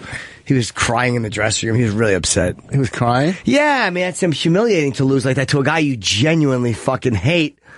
You know, if you lose, you lose. But to get a one-punch knockout... Well, why does he hate him so much? They just say he's a shit talker. Paul keeps talking about the phone. Who we have? What is the option for calls? Tell me. A bunch of people are saying that Conor might be retiring because the fighter that died in the ring last week was his friend. Oh, I didn't know that. Let's hear it. Rob in Cleveland. Hi, Rob. Hey, yeah, I think it messed with his head a little bit because he was sitting ringside. Oh, I didn't know that. Now, that was not a UFC event. That was a different company? Yeah. And what happened? The guy died like 3 days later? He got knocked out, but he was fine for maybe 45 minutes, and then they rushed him to the hospital, and he was in a coma for 2 days before he died. Did he have that, I don't know how to say his name, Carvalho, is it Ao or Jao? J-O-A-O, I don't know how to say it. Was it one of those things where you, like Liam Neeson's wife when she fell and she fucked and like your brain swell? Was it a brain swelling thing? Yeah, he had a small brain bleed, I think. Oh, wow. He was up walking around for 25, 30 minutes just fine. He died last week, and it says, they're looking at a headline now. It said Conor McGregor was truly heartbroken. Maybe he just didn't have it in his heart to go and promote a fight. Maybe he just couldn't go out and do it because of that. I thank you for saying that, dude. I didn't know that might be a possibility. I think he put a Facebook post up, too. Oh, okay. What did he say on Facebook? One of his teammates. Oh, okay. Actually. Yeah, I forget that just because they're both not UFC. Yeah, we're just scrolling at this point. If you find it, let me know. Who's that girl? Jesus Wait, did you say they were teammates? Did he say they were teammates? Oh, that's his girl. Wow, she's hot. She's very lovely. How could they? What do you mean by teammates? They train together. They have a lot of people that train together. It's not like it's funny. We're stand-ups. We're so used to doing everything by ourselves. We forget that other people, kind of get together and do shit. Together. Wow, someone died in the ring. Yeah. Can you imagine that, Esther, if every comic quit when you died? Nothing. Wow. See, now you have to go after Esther again. So. Well, I'm not going to do it to you. Why not? Because I'm tired of doing it to you. She's new. All right. Esther, comment? We're having fun. I know. We're just having fun. I got nothing. All right. Have you? And so Ron has been. Have you been to her fights? Have you ever been to? Yeah, I've seen her fight before. What do you like better, the females or the males fighting? The males, but I enjoy, the females. I enjoy it, but I prefer the men fighting. It's just more. Watching guys fight. Watching her fight is a different thing. But watching guys. So the Revenant. Let's talk about that for a few minutes. No, but wait. Here's another thing too. Here's why I was never a fan. I mean, I'm not against it or. Like years ago when I took Taekwondo or karate, I thought it was more technique than this. Like when you see boxing, it's boxing. Or when it's more civilized. It's like you like are all moving in synchronization, right? Well, when you see karate, like a Taekwondo tournament, it's or whatever. There's more technique. This is just like a bar fight. To me. No, these guys, you have a bunch of stuff you have to worry about. If you're a boxer, you have to worry about someone who can box and someone who can throw jujitsu at you. Like, so there's everything you have to worry about. But when that dude fell on the ground, he punched him in the head when he was laying down on the ground. Yeah, because they jump on you when you're on the ground. Usually, you could, that's jujitsu. You get the guy when he's on the ground, because if you don't, he's going to get back up. But you're wrong. In that, you wouldn't punch him in the head when he's on the ground. You would wrestle him and tie him up and pin him or whatever. You're fighting. It's more to me of a bar fight. You don't think so? You don't think it's more of a fucking? It doesn't look like the technique of boxing. It's boxing plus other techniques. There's a bunch of different ones. If boxers were allowed to kick each other in the legs, do you think they would glide around as gently as they do or as comfortably as they do with their footwork? No. Does everybody always listen to the rules though? Like you must I'm sure people do illegal things by accident. It's so hard to control Finger yourself. pokes to the eye. Yeah. What are some of the main rules in John UFC? Jones' only loss? John Jones is probably the best fighter in UFC. His only loss, he was destroying a guy, was that he threw an elbow. And this is a stupid rule that Rogan's always railing about, and he's right. He threw like the guy was on the ground, and you're allowed to throw elbows, and Jones was killing him. Yeah. And he threw an elbow at the wrong angle that they think it's an illegal elbow in the middle of pummeling somebody, and they disqualified him. It was a bullshit. It was terrible. So he should be undefeated. Stuff like that. And if you kill somebody, are you charged with murder? No. It's not a murder. It's one of those things like football. If you're playing, it's an accident. Yeah, I mean, although if you did something in the NFL that was if you took off your helmet, or in hockey, if you beat a guy with the stick, you can be charged with assault. They'll arrest you for that. But in UFC, you're supposed to hit each other, and those guys know the risk they're signing up for. You could get seriously injured. Sign off on it. What's that? They sign off on it. Oh, of course they do. Agreements, yeah, they do. But you don't. If the guy was down and the ref called off the fight, and then you went over and hit him again and he died, you probably would be charged with the crime, because that's outside the context of fighting. You're attacking somebody who's on the ground. Yeah. Who can't fight back. Wow. Yeah, it's fun to watch though. I don't know why I like watching the physical endeavors of other people, but I do. It's like watching porn.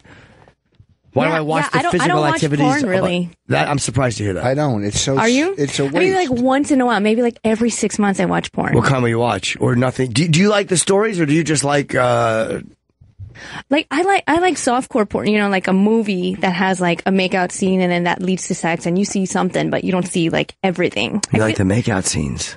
Oh, or sex scenes that are stimulated. Right. Simulated. Yeah. Rich Voss is rubbing off on me. Why? Oh, you are getting funny.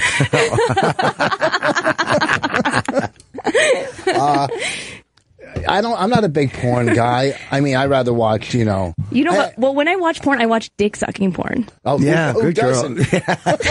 Do you? It's so much. Are you kidding me? It's so much better. Don't you think that's probably one of the most popular categories? Yeah, I think it's the best. Watching a girl suck dick is nice. Right? Especially like girls.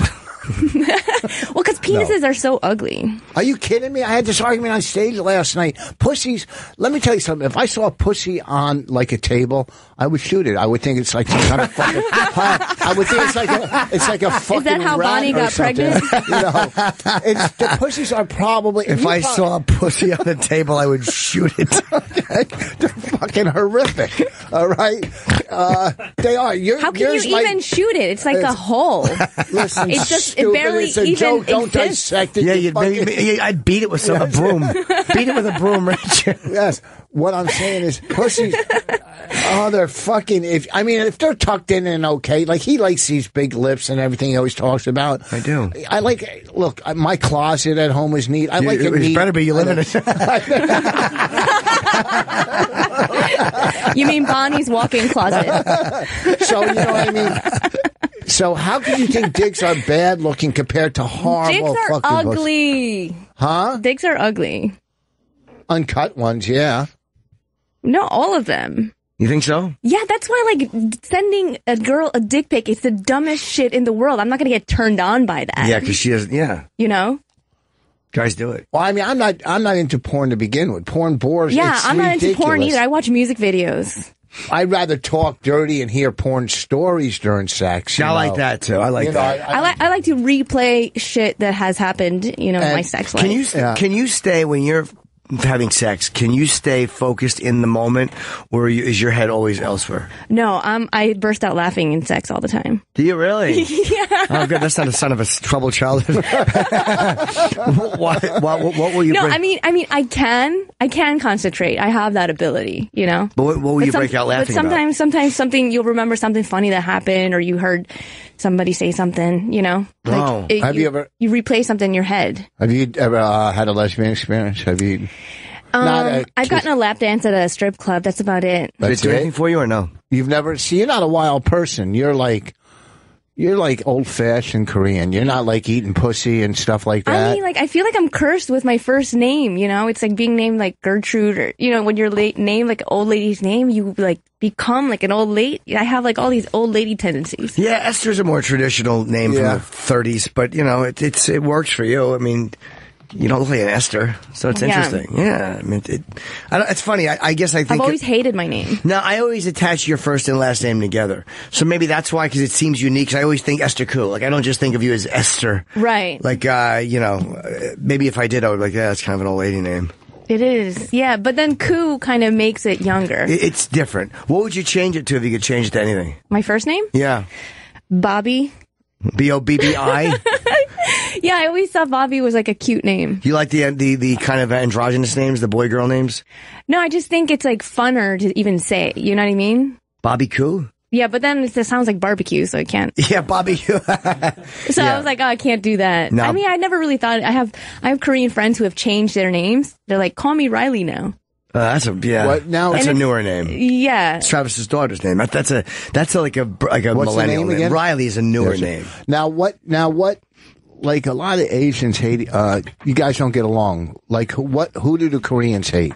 The Japanese. Japanese, really? Yeah. Well, because the Japanese invaded Korea and would rape and pillage the Korean villages and bring them to Japan and give them Japanese names, and they would sort of like make them speak Japanese and everything, so Koreans are supposed to hate Japanese people. Do you? No, I mean, I grew up here. I didn't grow up with that. Every day, my parents reminding me the Japanese invaded us. So I don't think about it. I'm friends with Japanese people. But you might have been better off with them naming you. Naming me Esther? No, it wouldn't have been Esther. Oh, if they named me a Japanese name? Yeah, you might. I'm saying, you know what I mean. Your whole life might be different. Totally would have been different, right? You'd be like a fucking wild. You know what I mean? You wouldn't be this.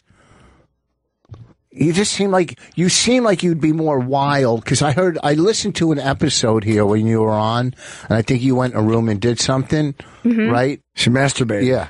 So I would think somebody that's going in a room and masturbating is kind of a freaky type of person that, you know what I mean? That would, maybe eat pussy once or twice or have a threesome. Have you ever had a threesome? That means yes. Okay, if you don't want to answer.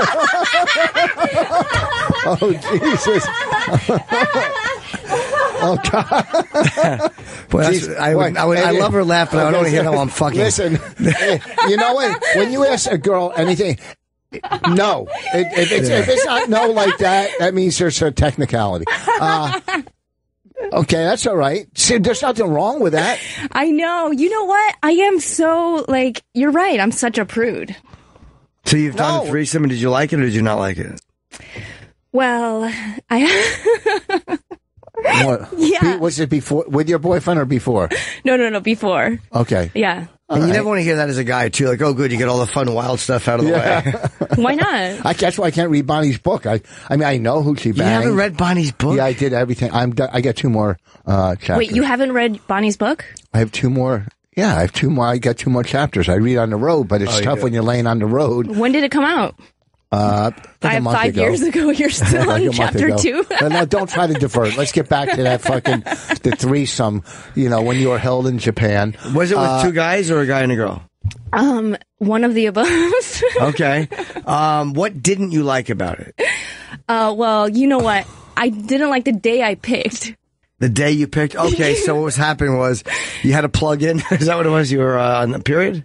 Yeah. So you had, No, but it was either on its way in or on its way out. What? The period. Okay. You know what I mean? So it was kind of a messy. No. Yeah, it was crazy. Korean girls get periods? So wait, you were, that's it looks like the Japanese flag, ironically. So you're having this threesome and you're on your period or it's just coming. Did you know? I guess you must have known. You know what? It was kind of, I smoke a lot of weed, so you kind of forget when your period is coming or going. Okay. That's the problem. That's the problem about being a stoner and being a girl. How do you notice? All of a sudden there's basset hounds at your door and you're like, oh, I better do something about this. I don't know. I just started, it wasn't a lot. It wasn't like gushing. Right. You know what I mean? Okay, so did it fuck up the vibe? No, they were into it. They were into it? Yeah. Yeah. Oh, wow. Did you blow one as the other one was fucking you? Maybe. Who are you asking? No, I'm not getting off on this. I'm just wondering what kind of, because I only seen you a couple times. I really don't know. I've heard you on the radio here. There's only so many things you can do in a threesome with 2 guys. I guess you can get double stuff, but most women don't want to do that. You could have anal, and blow a guy. But I would guess fucking and sucking is the biggest. It's the main thing? Yeah. Yeah. All right. Or you could have like a bystander watch and jerk off. Yeah, I've done that. Yeah. I've hired couples. They always hear me though on the garbage can. And outside the window. When you hire somebody to watch you jerk off, is it like? No, it's not to watch me jerk off. I've hired couples where I've watched them fuck. Oh, and you jerk off? Yeah. What do you mean? That's so fun. You paid for that? You can't find that do for that. free? How much does that cost? $300 or $400. It's not crazy, and it's not like thank you. I probably could find that for free, but then there's a whole other thing that comes with it. There's a whole other obligation that comes with it. Yeah, like getting out alive. Well, no, just, I don't want to know the dynamics of their relationship, and does it bother them? Does it not fucking bother them? Like, Well, obviously it doesn't bother them if they're having you do it. No, but you never know. I did watch, something happened with a couple one time. What was that did that happen with you and the couple where the girl was, you told me that. I had a couple, but. Oh, years ago. Are you gonna eat now, really? I'm not going to eat. Okay. I'm not going to eat. Years ago, when I was single, I met this couple. And she goes, let's go by. I want to do both, or whatever. So I don't know what she did. Maybe blew me, or we had, and then she couldn't handle it and went in the bathroom and started cutting herself, After blowing you? No, she reacted to Rich. She did something that every woman kind of wants to do. To him. Just hurt themselves after, like, why? No, but I mean, what? That's fucked up. Some people, their fantasy, it's great to have fantasies, but sometimes when you play them out, then you have to deal with the consequences. Can you handle those consequences? You got to do it slow. Yeah, you got to do it slow.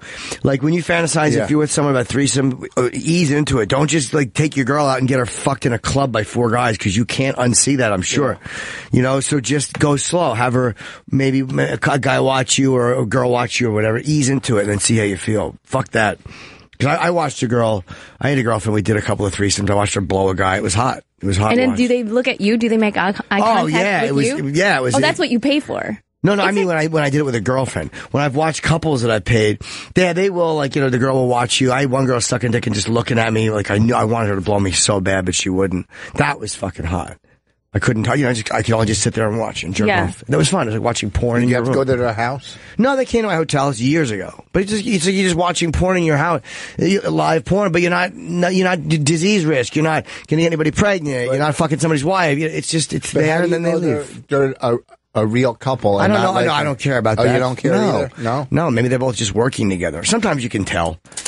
You know what I mean? Like if the it's girl probably real couples. Yeah, sometimes. But I had one that said they were a real couple, and then they were going to fuck, and the guy put a rubber on. I thought, not a real couple. Well, I always wear a rubber. Maybe they just started going out. No, his dick wouldn't get hard. Wait, you always wear a rubber? Yeah, it makes me last longer. Do you really?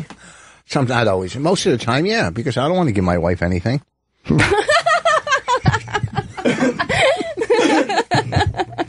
Isn't that a vibe kill, though, putting a condom on? I thought you weren't going to eat. I'm not eating. You can't hear me. Calm down. It's not a vibe kill. I'm a vibe kill. You're about to eat. Yeah, what are you doing? It's a cheesy omelet. I know, it's too... What the fuck? Maybe it'll help him talk better. Yeah. Now she's just eating. No, can you hear me? I'm in between while you're talking. I took a bite. Okay. I was talking to a girl a while ago, and she was telling me she does this sexy, dirty stuff. So, but she said she wouldn't do it in a relationship. And I'm like, why would you tell me that? Like, I don't want to meet the good girl. I'm not saying I want you to be She's just lying. No, I don't think she was. I hung out with her, and she was fun. She was pretty, and she was sexy. But like, she wouldn't have a threesome with another girl in a relationship. She would do. But she does it when you're not there. Or again, with other guys she's dated. I never actually dated her. We just kind of hung out a little bit. But I'm like, who would want to date you if you're telling me all this fun, wild shit you do? Why the fuck wouldn't I want that? Or the option of that? Like, don't tell me the sexy, fun part of yourself. And then, but you're going to get the one that, I'll cook and clean. But if she's already done fun, sexy stuff in the past, you could probably convince her. That you might be right. You know, like she's just playing hard to get. She's just making it look like she wants like a committed relationship or something. And so she's trying to get you, hooked in and then... Yeah, you might be right. Yeah, you could change people's minds. How serious you are. Yeah, I don't know. I kind of believed her. Yeah, exactly. She's testing you. You think so? Yeah, I think she wants to get more serious with you. And she wants to know if I'm only going to want it to be dirty or perverted? Yeah, she already knows you're dirty and perverted, so... Yeah, don't give me that. She's dirty and perverted, too. I don't want the good girl. Stop doing that shit. If you're out with a guy and you've done all this wild stuff, don't tell us about your lesbian experiences and how much fun it was. And then all of a sudden, when you're with me, you want to settle down. Yeah. It's fucking stupid. You wonder why guys are cheating. It gets boring. Fucking, I don't know how anybody stays faithful. In this day and age with Twitter and fucking, not Tumblr, Bumble and fucking... The Tinder. They have a thing named after the way I talk? Yeah, mush. What the fuck is Bumble? It's a dating app. It's like a Tinder. Is it? Yeah. And I don't know what the difference is. They're a little bit better looking. Bumble's better looking people, and Tinder's everybody. Tinder is Xerox.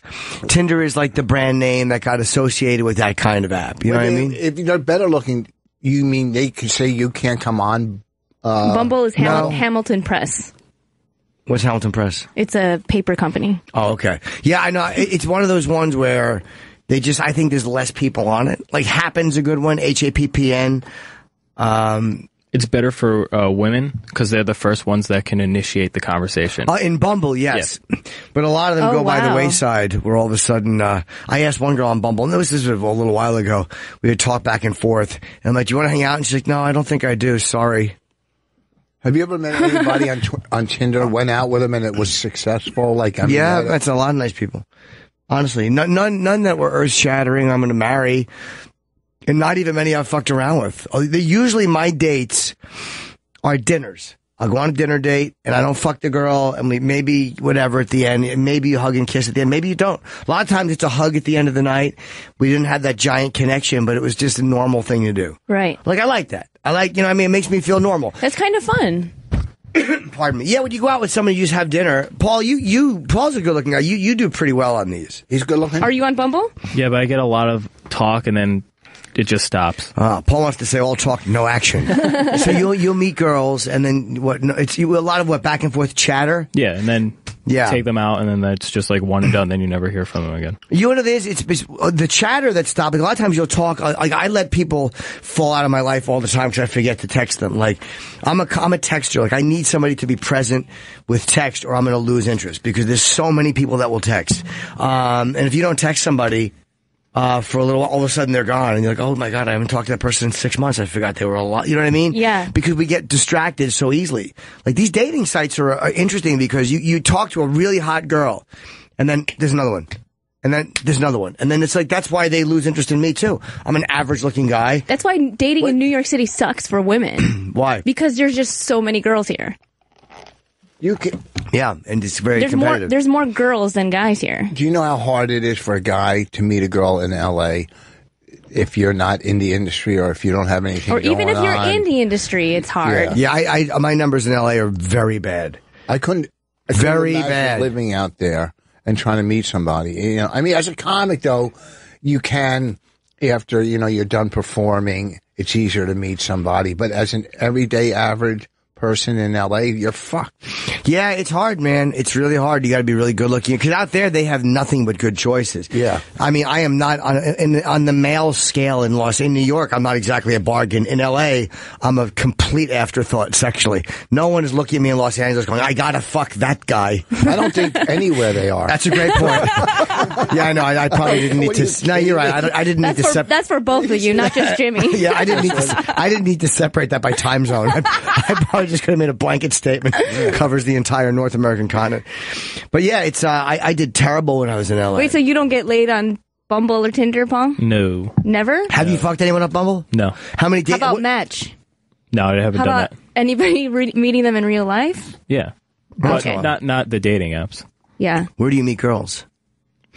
Like girls from school and school. What do you teach? Back in college and high school and all that. Okay. What was your Bumble date like last week? It was all right. We went to the D.L. Hughley show. You took a girl to a first date to a comedy show? Yeah.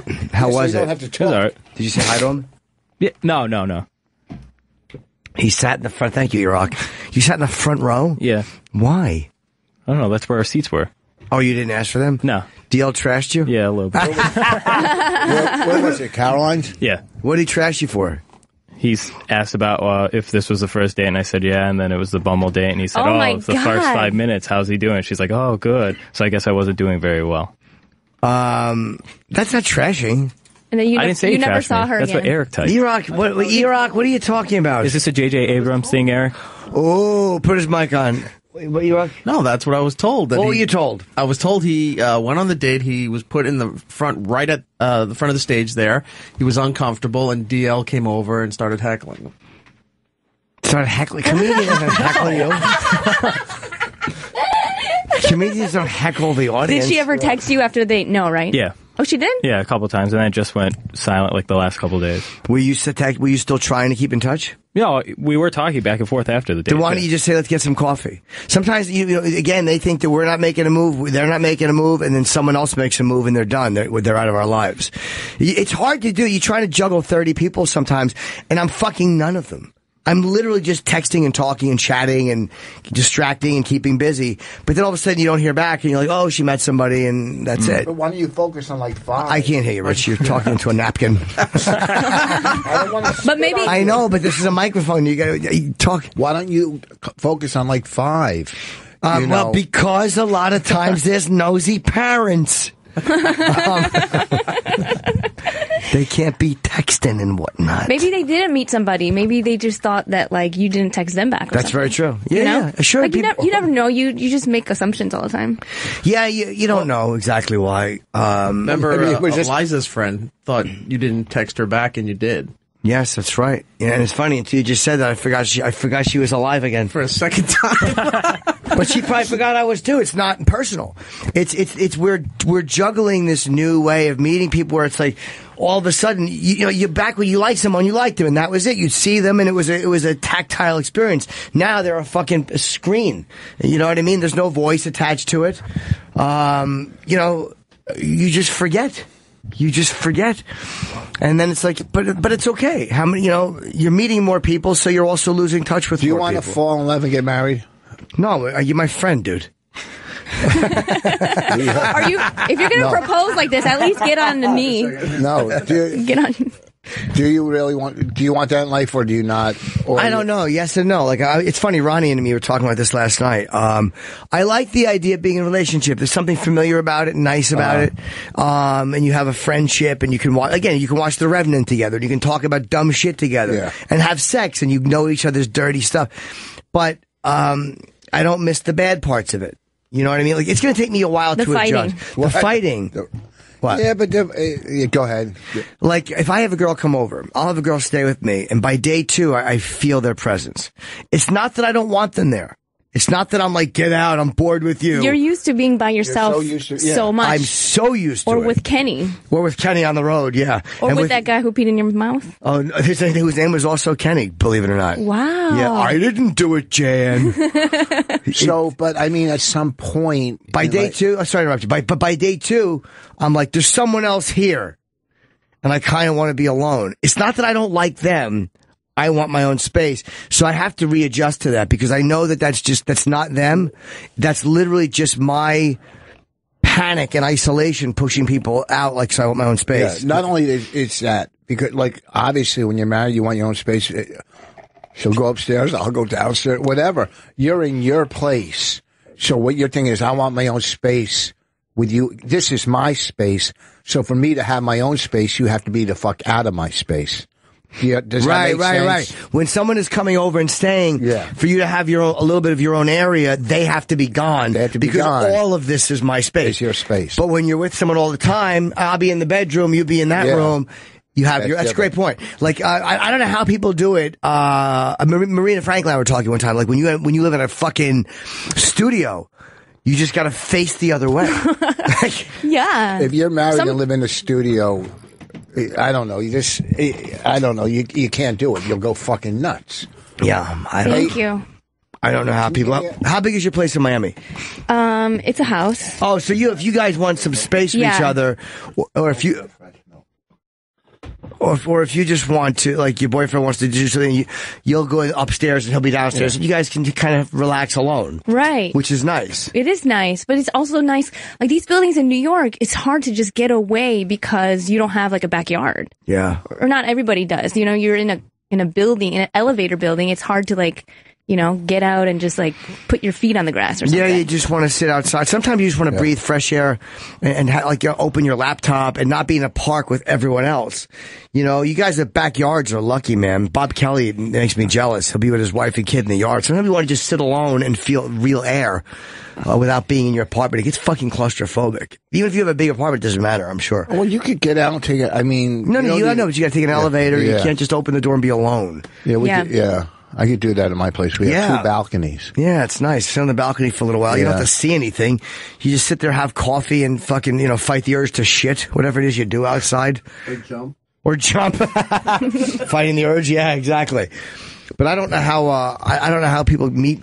I want to get used to having people over at my house. I really do. Because when you want them to leave, are you blunt about it? Are you like, hey, I got to be alone. Can you leave now? No. Or do you make something up? I don't do either. Usually we know how long they're going to be there for because it's like they'll come into town for a day or two. And then I'll miss them sometimes. Like somebody will come and go and I'll be like, fuck, I like that person being over. And I want them to come back over. The real test is, when they see pictures on my phone, do they go, hey, you're a fag? No, they go, I'm communicating with an animal. No, it's right after you come. That's the fucking test. Absolutely. Do you want them to leave? To leave or stay? Right after you fucking bust a nut on their back. Yeah, it's a great way to put it. And a lot of times I want them to stay. Yeah, so that's a good barometer of what it could lead into. Yeah, what do I want? But for me, coming... I don't really want anything I associate with coming. After I come, I don't want it around. And but that's me being an addictive pig. That's not about them. Like, that doesn't mean, that's how I knew I loved my ex, because like I would blow a load and still want her there. Yeah. And she would just lay in bed for 3 days and not shower, and her fucking armpits would stink. And I'd come home from radio and just fucking bury my nose in her pits and then eat her ass. I mean, it was really great.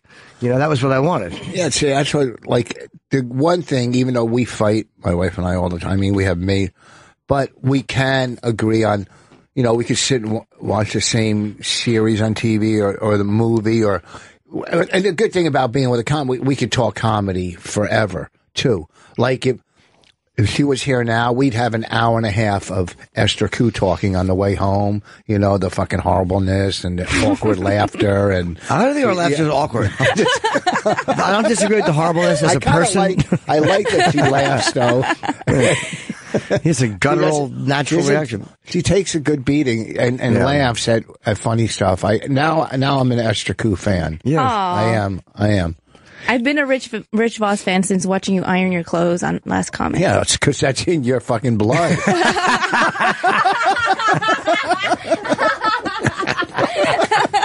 Jesus Christ. Voss, sometimes down, but never out. I didn't do it against my will. It's funny. It's one of those things that, like, I like people, like, my friends can all take a good beating. Like, I love people that can take a good fucking beat, like, really be made fun of. You know what I mean? If you can't be made fun of harsh, I probably don't like you too much. You know what I mean? Like, oh, darn. But do you know what I mean? Like, I like people who can take a fucking, there's nothing worse when you're teasing people than not being able just and they get all butt hurt. Oh, it's like fucking, but we've all like stepped on each other's toes at times. But guys that are always sensitive, you're like, oh, shut the fuck up. Stop it. I mean, there's certain, I don't know. Like, comics are very thin-skinned now. Some are. Also, Some are. Some are. Now, they are, a lot more than, thank you, son. And a lot more. Next time you deliver, take that hat off. Fuck. I fucking hate him. He's cancer. So? Doesn't...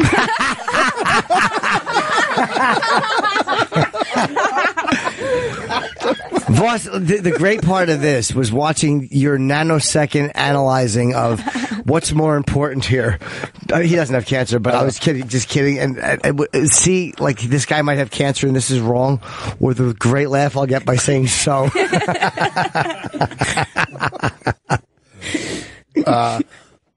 I don't know, comics, they're so uptight now. Like, I mean, some guys are, some aren't. Yeah, I guess. I worked with a fucking great guy this week, and he used to be a big headliner back in the day. Road headliner. What's his name? Jimmy Kern from Denver. And what? Tim Kern? No. Yeah, something like that. Kearns. So, see, I don't fuck up Kearns. Just two letters that ruined my life. 2 fucking letters. Anyhow. Next time, can you bring Bonnie in to translate for you? Okay. Those are the letters. Listen, what? I said C and S. Those are the letters.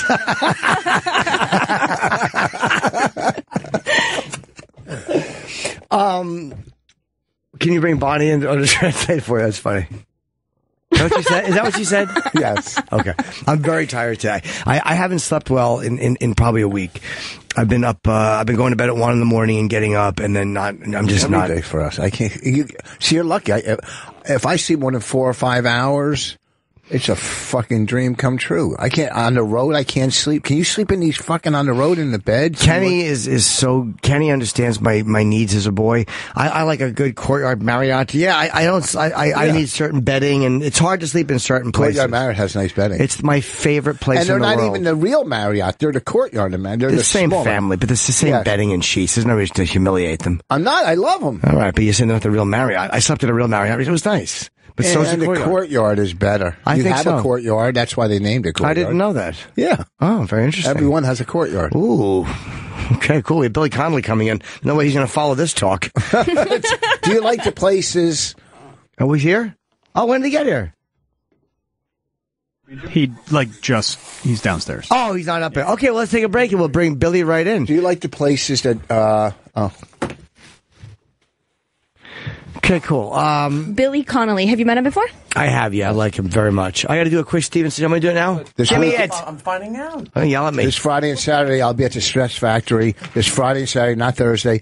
And next Thursday and Friday, I'll be in St. Paul, Minnesota. Look it up online because I can't say it. The Joke Joint. The joke. Oh, I said it without fucking that one up. Good job. I said it quick. Good Esther? job. Thanks. Well, I brought Opie a weed cookie today, but he's not here. No. I'll take it.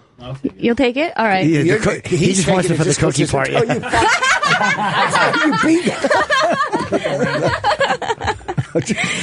It's 4:20. I'm at Caroline's tonight, 9:30.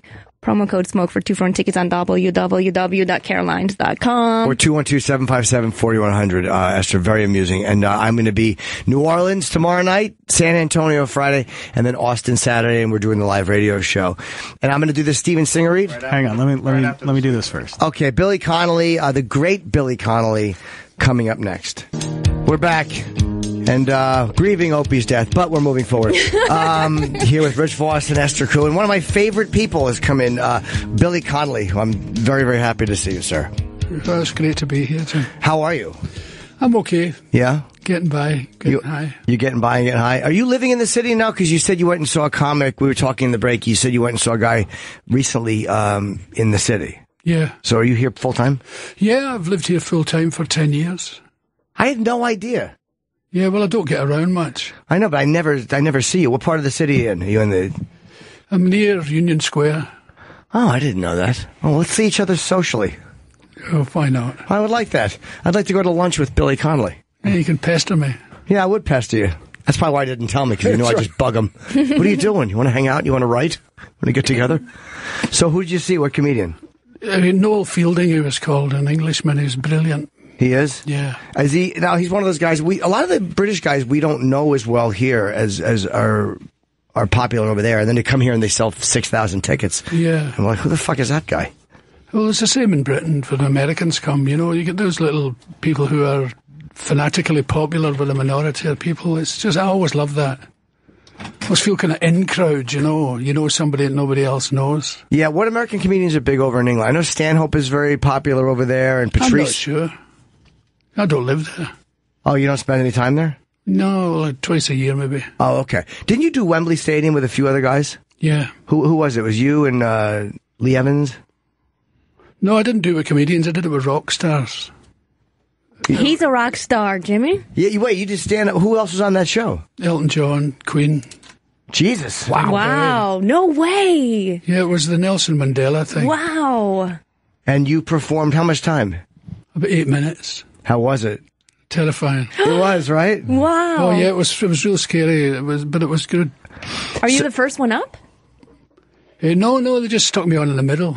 Wow. It was lovely. And I met Whoopi Goldberg there, and she gave me her HBO special, which I came back and did. 1990, I think. Do you know what's funny? That was the first time I heard of Billy was when there was two comedians on that special. Whoopi hosted it. There was you and do you remember who the other guy was? No, there was just Whoopi and me.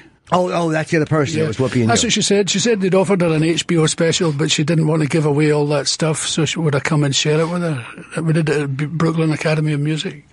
And, that was my first time, and me and my friend watched you together, and I'm like, this guy is fucking great. Did you stay friends with her throughout the years? Yeah. With Whoopi? Yeah. Cool. Yeah, that was your introduction into the States. And I didn't realize that you met her at that event. So you were big in England, okay, that 20, 30 years ago. Oh, yeah, a long time. Who'd you have to follow at Wembley? Oh, I can't remember. I think it was, I can't remember. Did you care at all when you went on, or no? No, I don't care. That's amazing. That's a tough build to put a comedian on in the middle of bands, even though you have a music background. Well, you get to the conclusion you're going to die anyway. Have you ever opened for rock bands? Fuck yeah. We did Woodstock 94 together. Because I used to do it all the time. It's hard. Elton John. Oh, you toured with Elton John? Elvis Costello. Is Elton John funny? Yeah, very, very funny. Is he really? Yeah, he's a scream. We've done a lot. I hosted Woodstock 99, but I've gone on before, like, outdoor concerts. And, the thing is, you just, boom, got to hit him so quick. Look at the 08 Virus tour was like doing the same thing, basically. But going on before a band is a different mentality than going on in front of a Especially when you're not on the bill, you're not in the program, you're not in the marquee, you're not in the T-shirt. And they go, ladies and gentlemen, whoa. Yeah. Elton's, it's friend. Then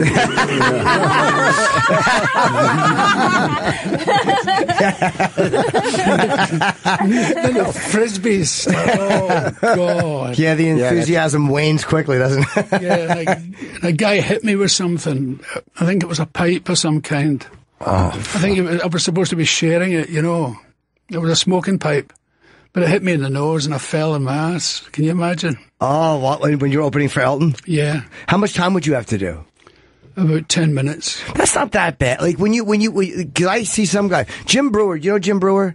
No, I'm not familiar. He's an American comedian. He works with metal bands a lot. He's got that. He's very, hilarious. Very funny guy. And he did something with Metallica in I think Winnipeg, Canada, wherever it was. My God. We had to do 40 minutes. In an arena in the round in front of Metallica.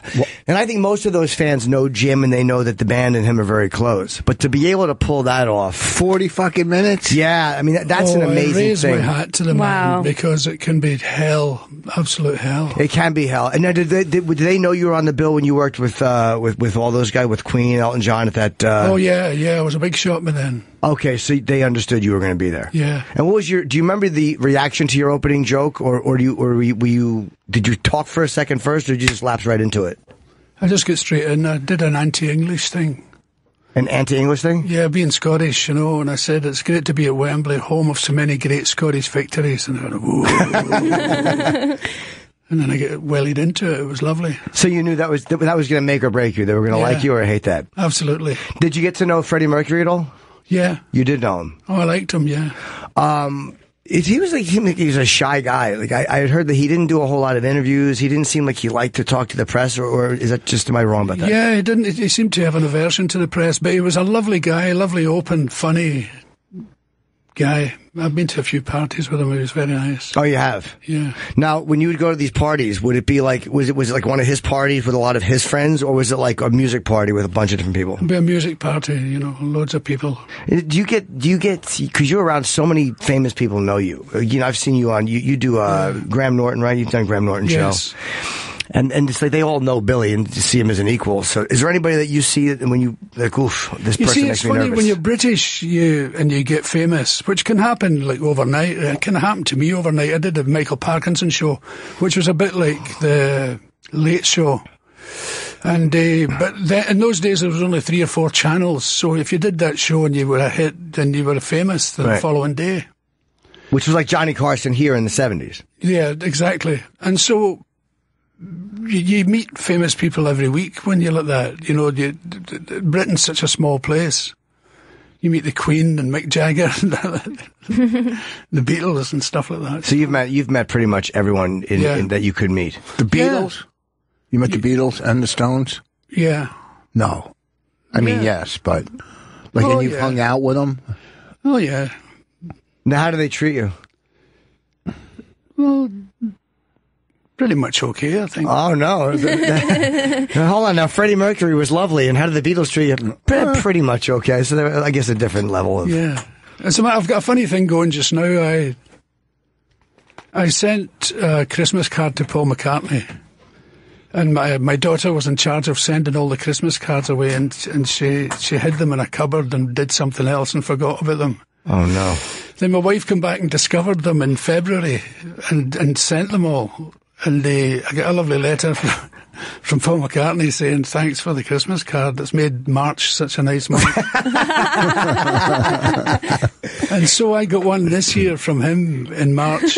And so I sent his 3 days ago.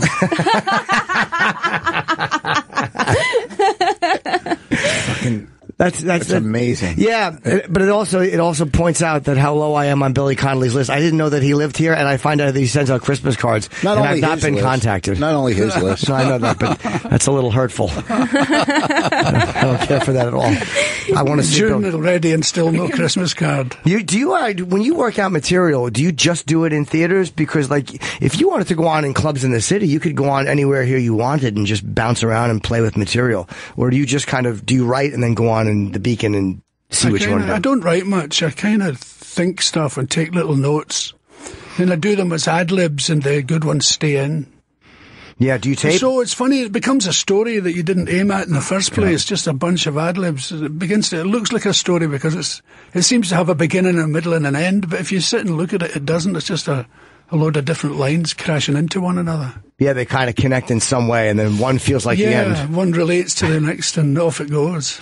You sit down and write your stuff out? No, that's what I'm saying. Like, I'll jot down ideas once in a while, but it's more like you think of something, and you're like, oh, okay, and I want to talk about this, and then I go on and talk about it. But I'm not good at being structured, and it's kind of nice to hear someone else doing that. It's good to be brave. Because sometimes it flops. The last time you were there when one of mine flopped, I did a quiet bit when I come on and just stood in the silence. Well, last time I saw you at the Beacon? Yeah. I don't remember. I remember the reaction being very good. Oh, the reaction was great at the end, but I come on and just stood. It's the thing I used to do when I was a folk singer. I used to be playing music, and I would my banjo or my guitar, and I would just stop and go like that. And invariably something would happen, a glass would smash or something, and start playing again. I used to love doing it. You would raise your finger up? Like I used to do that. Before you had an idea? Yeah, just do that. And like, just raising your finger up can, trigger your brain to think of an idea. But he was stopping the show for no reason. Like, literally in the middle of playing, just going like this, like, hold on, and then just nothing. Did you jam with Elton John and stuff? Like, you play guitar? No? No, not good enough. I've been on stage when he was playing. Saturday night's all right. And what were you doing? And you guys banter on stage? No, I was just dancing. Oh. It was at Madison Square Garden. Wow. Are you a good dancer? Terrible. Is it true that they wrote Goodbye Yellow Brick Road in like 1 or 2 nights? Do you know? He's remarkable. He can do that. He does it with a lot. Like Your Song was a quick one.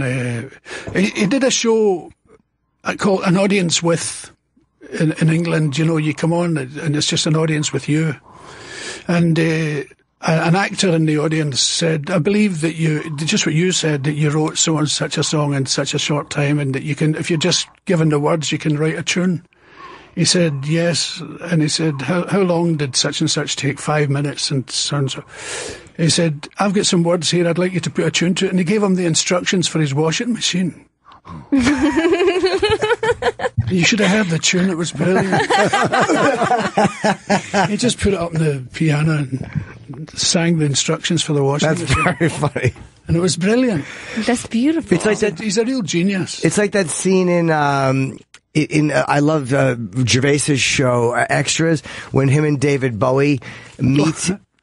Sad little fat. Yeah, it was lovely. That was a great scene, wasn't it? It was such a great scene because it was a believable way of creating a song with just off of what he said, and it was funny, and it was really hurtful if you were a sad little fat man. It was really great. Did you ever meet Bowie? Oh, yeah. God, he was great in concert. You did? You met him and hung? Oh, yeah. I had dinner with him a couple of times. What do you talk about when you're at dinner with somebody who's that iconic and famous? Like when you sit down to dinner, is there something in common? You're like, hey, remember we saw that? Or do you just like look for something to talk about? Or do you actually know, okay, I'm going to open the conversation? I think I spent the most of the night talking to Rosie O'Donnell. He's like that. He has dinners like, it's a kind of British thing. When you have dinner, you invite a lot of people and you get them all to talk to each other. Instead of talking to you all the time.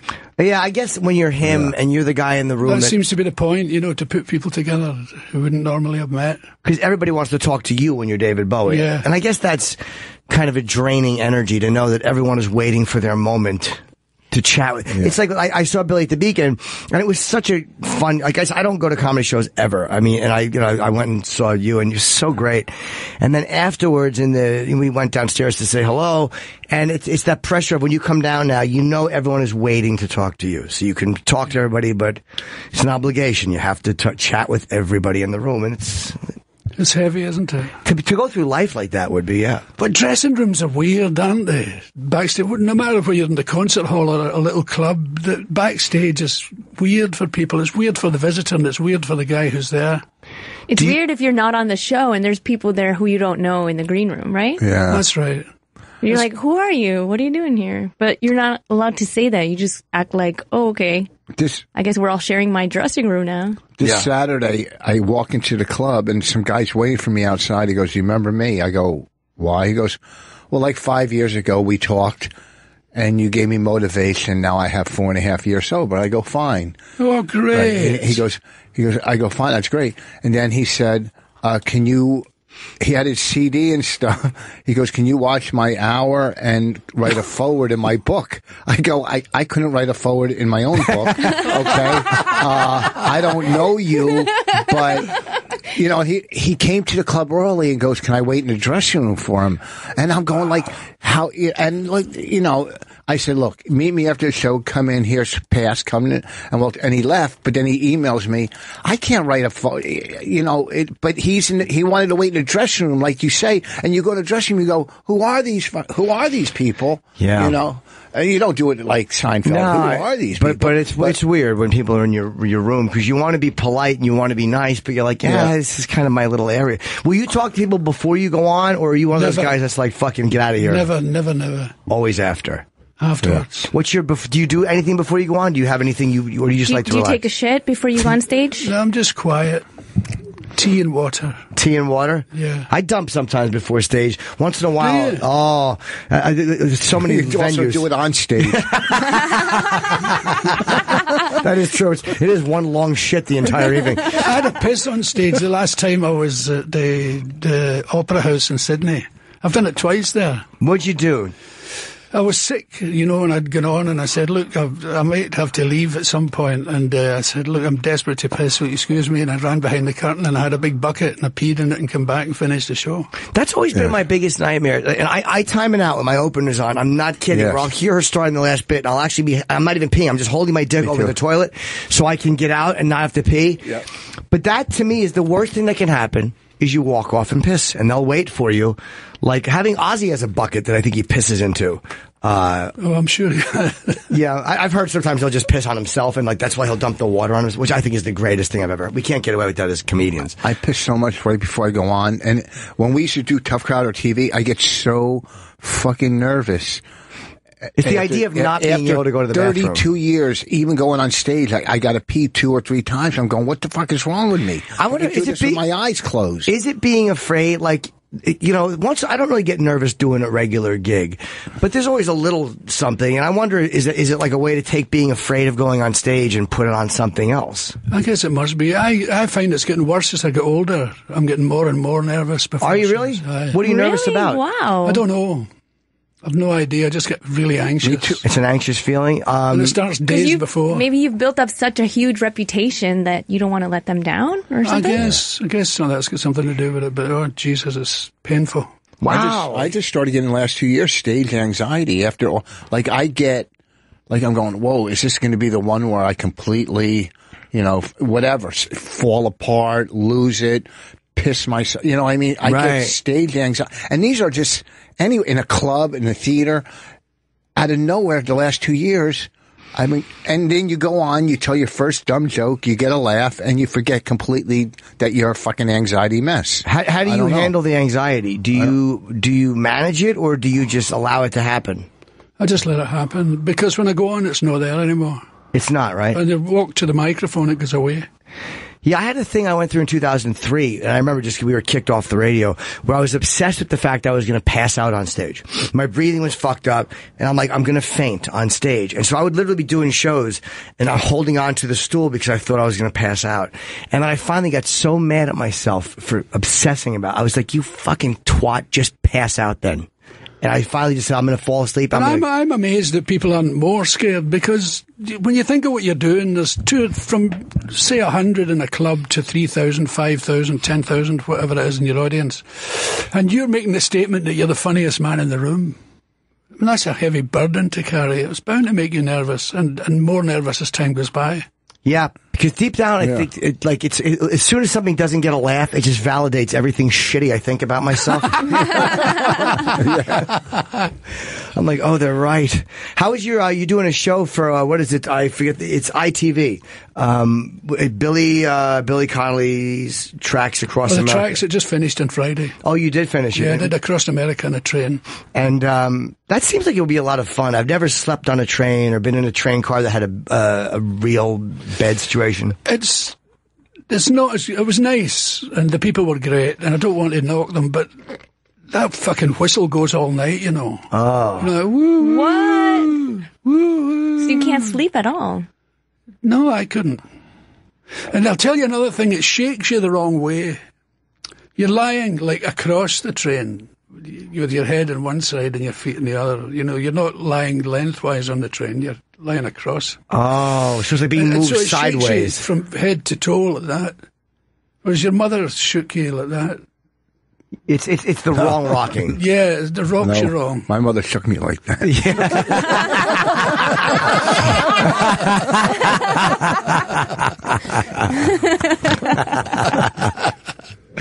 So it rocks you the wrong way. So how long was this trip?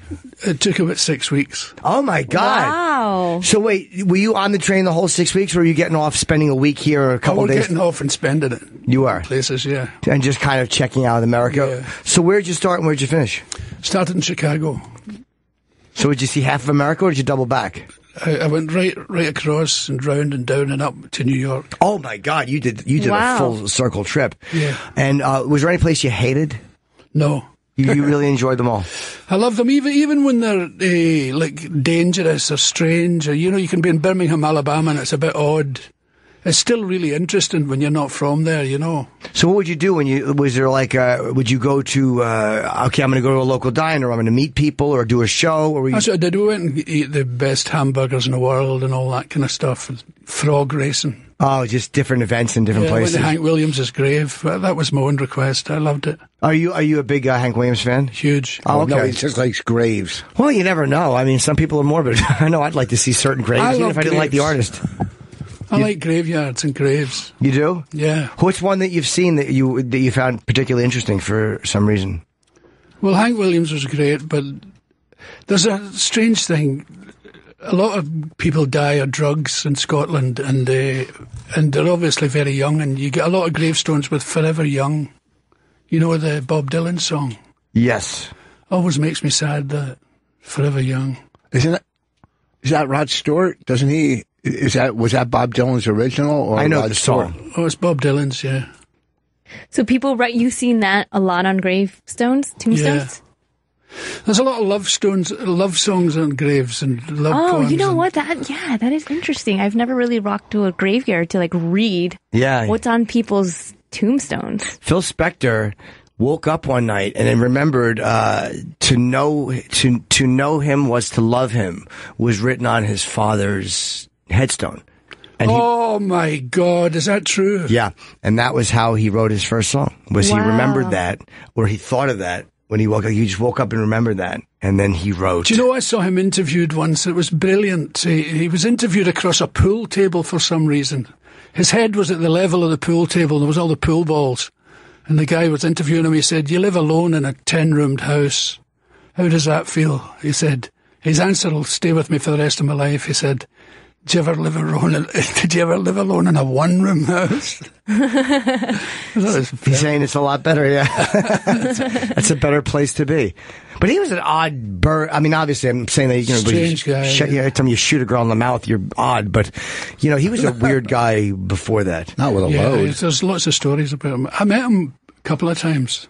And how did you find him to be? Charming. He was? Yeah, because I was with people he liked, like Elton, Was there anybody you ever met that you were intimidated by or starstruck by? Bob Dylan.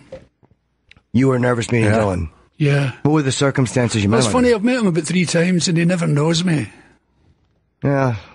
Yeah, he's at that level where he's met everybody, so I think when you're that famous for that long, people just filter. You don't even stop in your brain to register people just filter through. Yeah. You don't stop. There's no net to catch. Oh, this is Billy. I met him. It's just, gone, and what were the circumstances? Yeah, it was the last time I met him, we did Letterman together. Oh, okay. Yeah. And what did you say to him? Oh, just the usual hello stuff and talking about songs and things, but he was looking at me, he didn't know me, he's staring at me like that.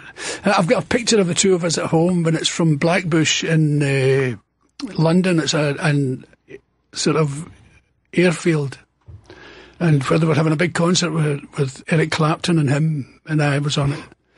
And I was backstage, and he came up, and he was talking to me, and I wasn't saying anything back, because he was behaving as if he knew me. And I thought, well, if I say something, he'll hear my accent and he'll know he doesn't know me. And he might stop. So you were just listening to I him? was just listening all the time. Yeah. I saw them in concert, Bob Dylan and the band, and I don't remember who headlined that show. I would imagine Dylan headlined it. Dylan probably, yeah. Dylan, right? It was like, I think in 77 or 76, but it was amazing to see in fucking the band too. They were. I saw great. Dylan once live at a festival. And it was. I didn't appreciate it as much just because the acoustics were bad where I was, and I don't know a lot of his stuff. And Bobby, he's not one of those guys that wants to do all the hits. That's right. Well, he's his own man. He's like Van Morrison, He just does what he wants to do at the time. Have you met Tom Waits? Yeah. Was he? Oh no, I haven't. He came to see me in San Francisco, and he didn't come backstage. No, really. But I'm a huge fan. Oh fuck! How cool would that have been to meet Tom Waits? Did you wonder why he didn't come backstage? I asked the person who got him the ticket, and he said he never goes backstage to see anybody. Oh, he doesn't. He just comes and leaves. I kind of wish I usually go back and say hello to somebody if they know you're there, especially because then they yeah. Plus, I like being able to go backstage. You do? Sure. Maybe he was scared of you. Free snack. I find it kind of creepy. I never know. I always leave thinking I've made a total ass of myself by saying something stupid. Yeah, I'm the same obsessive way too. I'm like, but I still like to tell someone I enjoyed them or whatever. And as a kid or as a regular audience member going to the show, you don't get to go backstage. Yeah. I like the fact that I can and just go back and see the person. It's like that's what I would want to do if I was just an audience member. I'd want to just go, thank you so much. That's a nice point to make. I like to go back and see people like John Prine. I love him. Why?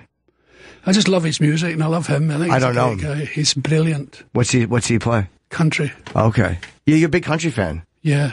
It's funny. I don't know why I don't think country is played anywhere but the United States, but that's pretty silly, I guess. Oh, it's huge in Scotland. It is. Yeah.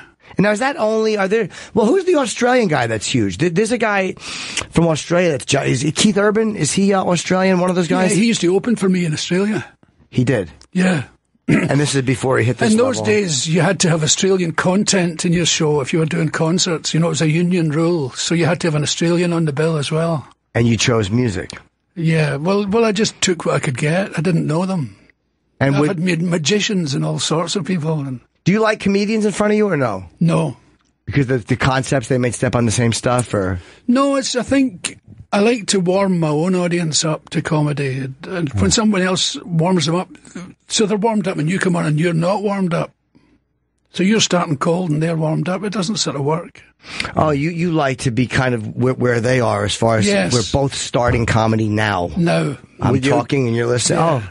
Do you like ukulele players? Not particularly. Yeah, do you like people that can't say the instrument? Not a lot of people do. They should be better than they are. I know. I mean, who would say, I want to play a ukulele and then maybe tell a joke or two after it? It's got to be unwatchable. Musical social workers, there's something kind of creepy about them.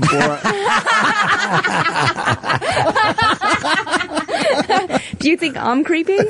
No. Do you play ukulele? Yeah. I used to. You too? Until Rich Voss made fun of me for it nonstop. Two of my daughters play ukulele. There's some fantastic ukulele players, my God. Who's that big fat Hawaiian who does Somewhere Over the Rainbow? Is he something? He died. What was his name? We have no... I forget his name, but he just died. Tiny Tim.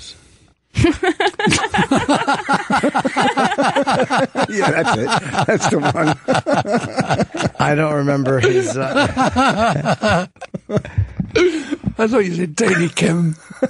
What the fuck was that guy's name? Oh, Israel Kamakawaio or something like that. Yeah, that's a nice song. I didn't know that was a ukulele. How is your health? Are you doing okay? I'm okay. It comes and goes. When it comes, what happens when it comes? Well, I have trouble getting out of bed. My body won't work properly, and then I walk sort of strangely, but it's okay. It's okay. Yeah. And can you tell before you get out of bed that this might be a day, or yes? What's the feeling?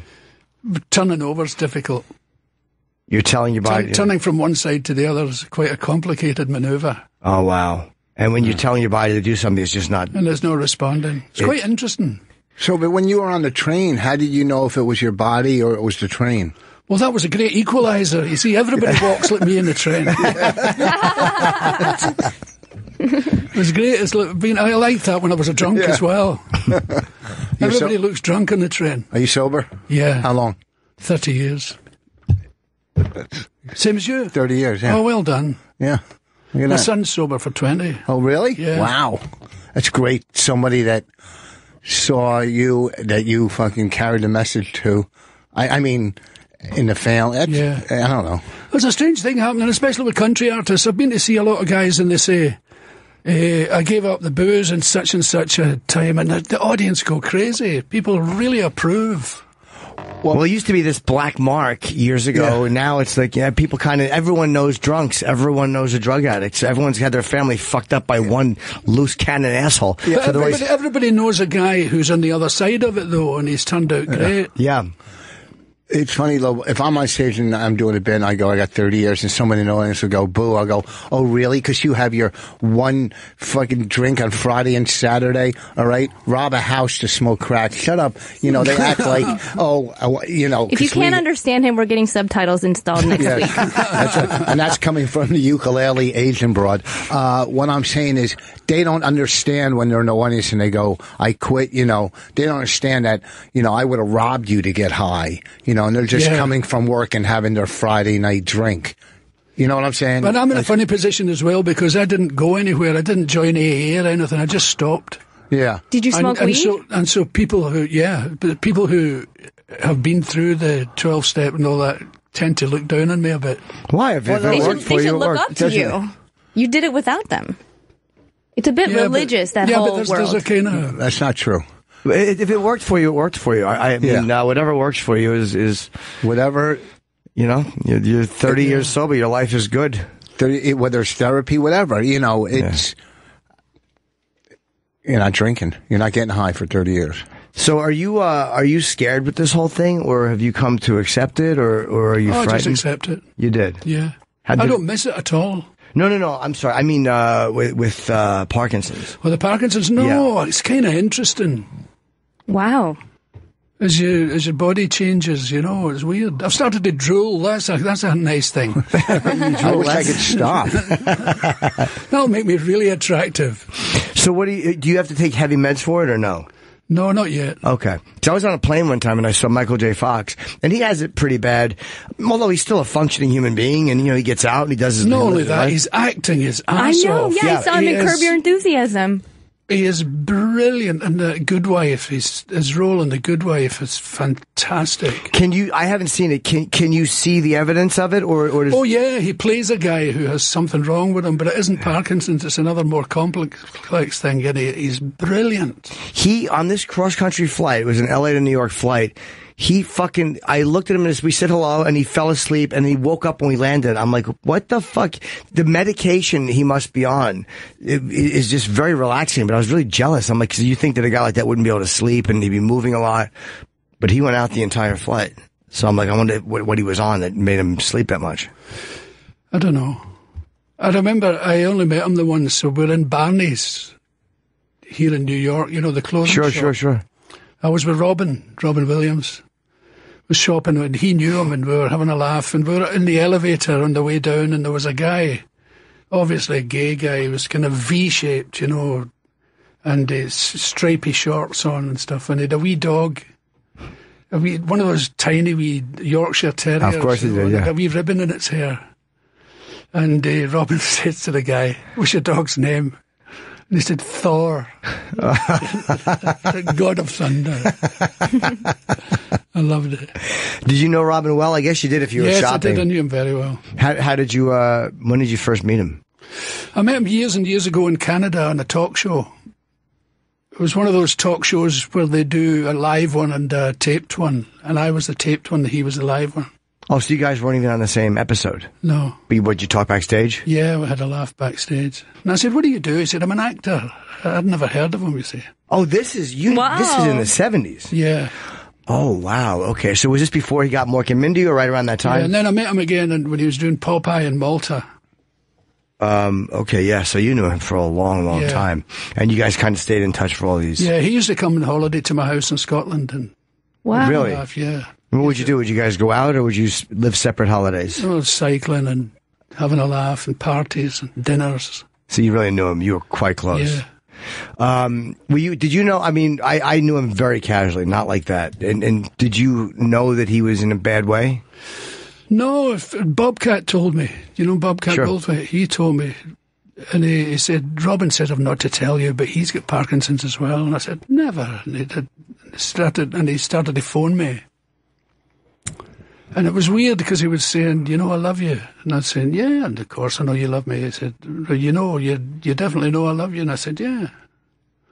And he did it for a while and then he was gone. And my wife, who's a psychologist, said that was him saying goodbye. He wanted you to know. And you didn't, when you talked to him, you know, especially a guy who's such a good actor and so good at letting people see what he wants them to see, he probably gave no indication that was where he was headed. No. It was very weird. Yeah. What advice do you give to people if someone says they have Parkinson's? What do you say? I mean, because you're someone who's doing okay. What do you say to them? I have never been in that position, but I think I would say just get on with it. Yeah. What would you say to Robin Williams if you knew that he wasn't gonna? I wouldn't do anything because you have to give a guy the position that he's wise enough to make up his own mind. Yeah. You wouldn't try to save his life? I don't think so. Yeah. Well, you've probably seen that happen before, especially, you know, you're in this business. There's so many people that party and do, you know, and self-destruct in whatever way that is. You know, I mean, I know a lot of guys have done crazy things or depressing things, or, you know, you never get used to it, but it's never a surprise to me when somebody I know as a performer, I find out is really depressed, or, you know. Yeah. You just seen that so much. I mean, that's life. That's not only performing, that's life. Well, I'm just saying. But performers are more, I feel like. Yeah, I feel like it as well, because it's acceptable to get high in our business, and it's acceptable to drink in our business. So it's and a lot of performers feel guilty about being successful. You think so? Yeah. Yeah, like you feel like a fraud, like you have this. Yeah, it's like rock and roll. You know, I've known a lot of bands who were really popular and cultish, and everybody followed them. Then did a hit and lost their audience. Whoa. Because you know, they don't want them to have a hit. They don't want them to be, you know, just like big sort of mainstream bands. They want them to remain a cult. And people want to feel special for liking something. Like, they want to feel like this is my special thing. And then when you get successful, all of a sudden, oh, everyone likes you, so now I'm like everyone. It's a reflection on how the audience sees themselves almost. Like, wow, I'm not as unique as I thought. Yeah, and I think a lot of performers get successful, but they have heroes who aren't as successful as them, and it makes them feel guilty. Did you deal with that at all as you became more and more famous? I don't give a shit. I don't have the time. You don't? Yeah. I'm a lot closer to death than I am to birth. So I don't have the time to waste on that kind of thinking. Do you think of that as because it's only like as we get older, you start thinking, well, I'm going to die. But again, there's the guys who are 30 who are dead, so it doesn't bother me at all. You're not afraid of it? Not at all. Could you see, now, do you go through bouts of depression at all? Like, are you a guy that could go like, hey, if health got bad enough, I would just check out on my own? Or are you a guy who... Yeah, sometimes I give it a bit of thought when I'm in bed and I think, well, this is forever. This isn't going to get better. It's going to get worse. And but then I try and change my mind and I try and meditate and move away from it sideways. Because especially with all this DNA testing and stuff like that, it's one of those things that all of a sudden tomorrow they could announce that they figured something out, a medication that makes, the symptoms almost, there's always hope that they're going to find. Of course there is. Find something. Yeah. The guy who told me I had it, he said, you realise it's incurable. I thought he could have said, we have yet to find a cure. Yeah. They need put a bit of light at the end of the tunnel. They need training on how to talk to patients more sensitively. Yeah, it's great. Your doctor had Asperger's. Just brutal honesty. Sometimes you want a little bullshit mixed in, like a little bit of a positive. It was kind of weird for me because I was told I had cancer in the same week. What kind of cancer? Prostate. And they removed it. I'm okay. You are okay? Yeah. They took your prostate out? Yes. How did that affect you physically after that? Nothing. Oh, okay. It doesn't fuck with your erections or anything like that? No, okay? not at all. Oh, okay. That's encouraging. Jimmy likes to have a little pee in his mouth. I can have orgasm, but I don't ejaculate.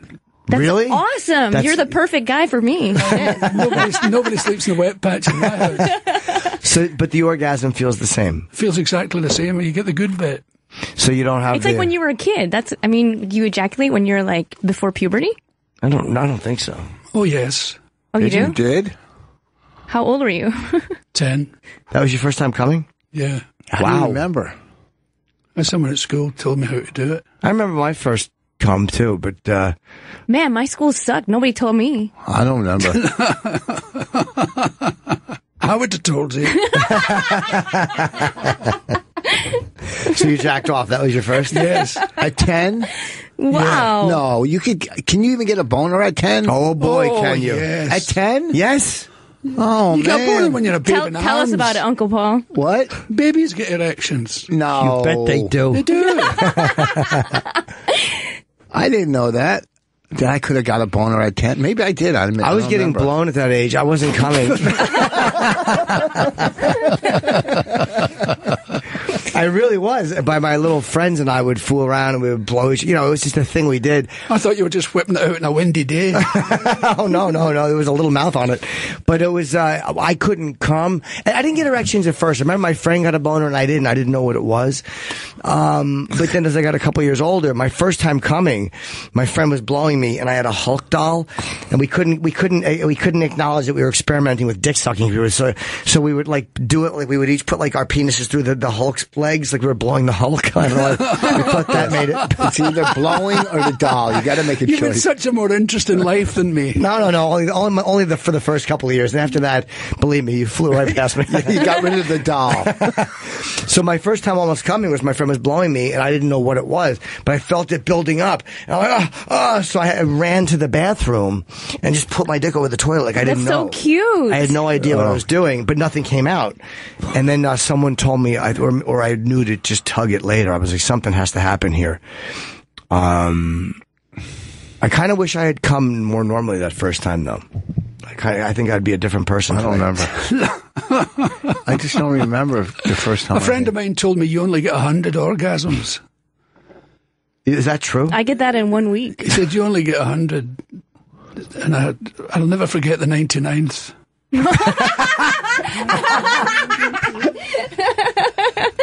It was the following day. What did he tell you what happened if you? What did he tell you what happened if you didn't? Drop dead. Oh fuck! But I guess you took the chance. Oh, I took a chance. Yeah. Oh, it surmounts death anytime. How many kids do you have? 5. Wow. Okay. And are any of them in the business? Besides you, two ukulele playing daughters, are they just casual with it, or just casually play? Yeah. Are they not in bands? They're good. No. Are they good? They're good. Yeah. They are. Did you discourage them from doing comedy? No, I didn't encourage them or discourage them. I thought they should make up their own minds, and they did. We interviewed Kelly Carlin, George's daughter, and she said that her dad... Oh, she's lovely. She's really sweet, and she's really bright, and she's funny, and she said that her dad, she would make her father laugh, but she said he always discouraged her from going to stand-up. And it was more... she took that as an insult, like he didn't think she was funny, but what he was really was just trying to protect her from the shitty things that happen sometimes in comedy. I don't know. I remember telling my father I wanted to be a comedian, and he said, but you're not funny. I said, well, shit, people who want to become chefs aren't good cooks. You have to go and learn. Was he funny? Yeah. Did you think you were funny and that he was completely wrong to say that? Yeah.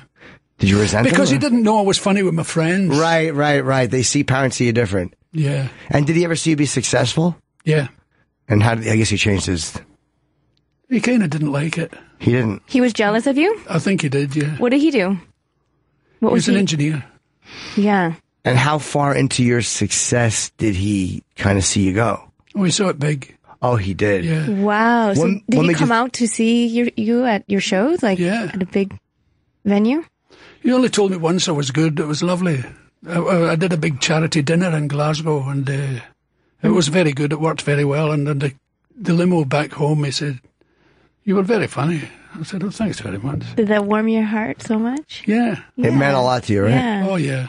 Did he know, do you think that he knew how much that one time meant to you, or was he not like an affectionate guy? I think he knew. He did. But he was old school, you know, come through the Depression and the war and all that, and he didn't think it was a real job. Oh. It's funny how, I listened to, Tom Jones talked in his book about his father, and he was saying how his dad he's a Welsh guy, and his dad was one of those just old school, I'll shake your hand the first time I meet you, and then not again. You know, he was not an affectionate That's right. That's the way we were. I never kissed my father. Well, I used to grab him and kiss him, and he hated it. Oh, he didn't like it. Yeah, I used to dive on him and say, I love you, and kiss him, and he'd go, get off of me. When you were younger or when he was older? When he was older. You would just do it to fuck with him? Yeah. Oh, he knew he didn't care for that type of... Are you different with your kids? Oh, yeah. My son's 40 and he wouldn't dream of leaving the room without kissing me. That's nice, right? Yeah. I don't like kissing my dad. Tongue. What's that? Me and my dad used to tongue. His asshole. No, you know what's funny? I also have 3 daughters, and I come from a very dysfunctional, broken home. So you break the chain of dysfunction with your kids. Like, I didn't get the attention growing up as a kid that I deserved and needed as a kid because my parents were not there. So This is what people mean by you're entitled. What's you that? said I deserved it. Yes, every child deserves attention and affection. Yeah. Every child does. Okay? That's what makes you grow up to be probably on the track of being a better person. Attention and affection. And if you don't get that as a child, you can grow up to be a fucked up crack addict. You can. So with my kids, I was different because I learned from my parents what they didn't give me. I gave my kids, I probably affection. Explain this? Yeah. Do you know what I'm saying? Yes. My father, and this, look, that's their time. That's when they grew up. They didn't have all the self-help and all the bullshit about divorce. I think my father has 3 pictures of me growing up. I probably got 3,000 of my kids. You know what I mean? It's a different. Well, so the one difference too, besides the obvious, we are obsessed with saving everything now, is we have phones that take pictures. Whereas back in the day, if you wanted a picture, it was a Polaroid. Or you had That's right. We used to go on holiday with a camera, and they had 2 films, one for the first week and one for the second week. And they took 12 pictures each. And that was it. Yeah. You sent them off to be developed, and that was that year's photographs taken. Nobody took pictures at Christmas, and nobody took pictures of the dinner or anything like that. It's weird how because back then you everything was much more lived. You experienced everything more in real time. You talked on the phone, you didn't text, so there was no desire just to save every bit on video because that just wasn't how we experienced things. That's right. But you're wrong. Mike, see that. I have photographs because before cameras on phones, I have photo albums of my kids, my 2 older daughters. Raina is mostly now phone. Right. Anyway. And I kept saving them. I go, I know someday, and it's happened many times, they'll sit in my living room as adults going through these things and enjoying them, which I never had with my parents. You know what I'm saying? So, and I've watched the faces on my kids as they're looking through albums of covers of when they were small, and it's just, it's real. It makes, you know what I mean? It's hard to explain, but it's a good feeling watching your kids enjoy knowing they were loved as kids. I like looking back at my old family photo albums. I'll go through stuff and look. My parents took a lot of photos of me. It's very photogenic. Boy, it's understandable. That's why they wanted to capture those. Gorgeous creature. That's why I called you a creature. Billy's, by the way, obviously promoting his gig. I don't want to not do that. April 27th, which is next Wednesday, I think. Billy is at the Beacon Theater. I will be there to see you. May 14th, if you're in D.C., the Warner Theater, and May 19th in Boston, the Wilbur. Those are Billy's only 3 United States dates coming up. And do you miss it when you don't go on for a while? Like if you have like a long layoff, you're at a point where you can do whatever you want. Yeah. Do you miss going on all the time, or are you grateful for the break? I'm grateful for the break. Yeah, I just did 4 weeks in London in January, I think it was, and it was lovely. And what did you do there? Were you at all theaters? Were you in... Just the Apollo. 4 weeks at the Apollo? Yeah. Gee, how many shows a week? 5. You just did 20 shows at the Apollo Theater? Jesus. Yeah. Wow. How was it? Fantastic. What do you do when you're there? Comedy, you fucking idiot. Not the Apollo, I mean London. Oh, I just walk around and look at stuff. You do? Yeah. You act like a tourist? Absolutely. I don't know why I think that. I guess for some reason I think you're more because I guess you performed in London for so many years. I don't know why I keep thinking that you live in London when in fact you live on 14th Street. I guess because we've never gotten together socially. I'm going to harp on that until we do. I think we should. I would love to. No, you wouldn't. I would. Because I used to go and have cigars in a cigar club and it's closed and I don't see them anymore, so I hardly see anyone. I don't smoke cigars, but... I don't anymore. Yeah. Okay, you don't either. Yeah. Well, since I got Parkinson's, cigars make me drunk. Why? I don't know, it makes me all wobbly and staggery. Is it the breathing, you think? I don't know, what the hell's going on? Has it affected your breathing at all besides with cigars or no? No, I've been learning to play the harmonica. Really? Yeah. Are you good? No, I'm pretty crap. Yeah, it's a hard instrument. There. But it's good for your lungs, probably. Oh, yeah. See, I was a banjo player, and the Parkinson's has fucked it, but my left hand doesn't work properly. Aww. Okay. What does it? You can't do the... I can't do press the strings with your left hand. Yeah. And that sucks. You feel like that's a big loss? Oh, it's huge. And you miss doing that? Yeah.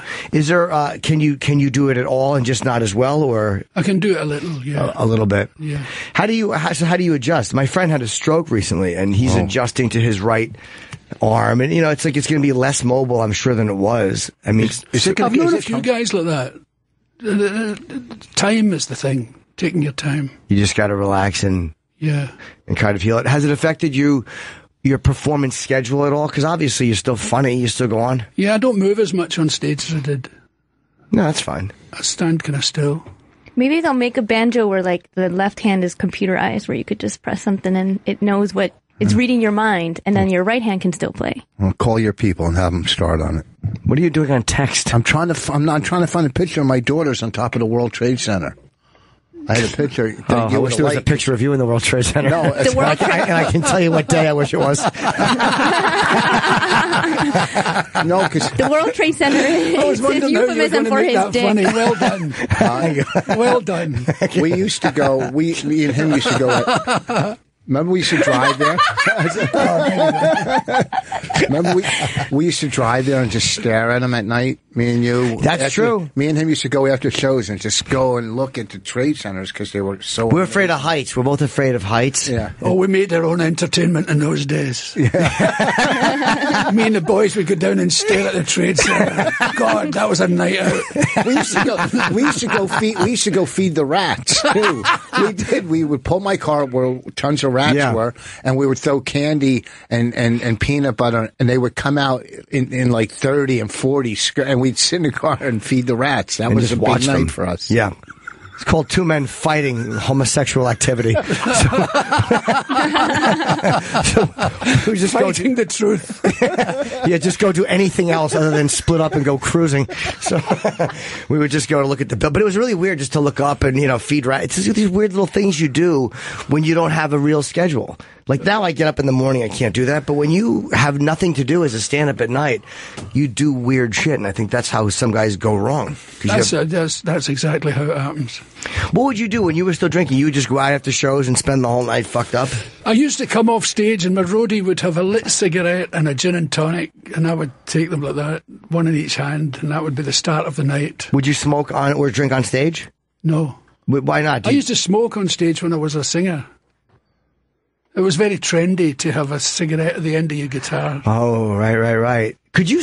I could never do this. Those smokers who can hold a cigarette in their mouth and talk and communicate and not take it out of their mouth.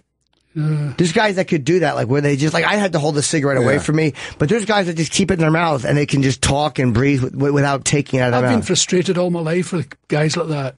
I can't hold a phone on my shoulder with my ear. Me neither. It slides away. Yeah, or I turn it off because it's a cell phone. And buds don't fit in my ear; they fall out. You have big ears? No, hairy ears. Do you think I've got? I don't think I've got hairy ears. Are they small? I don't know. What do you think? They're lovely.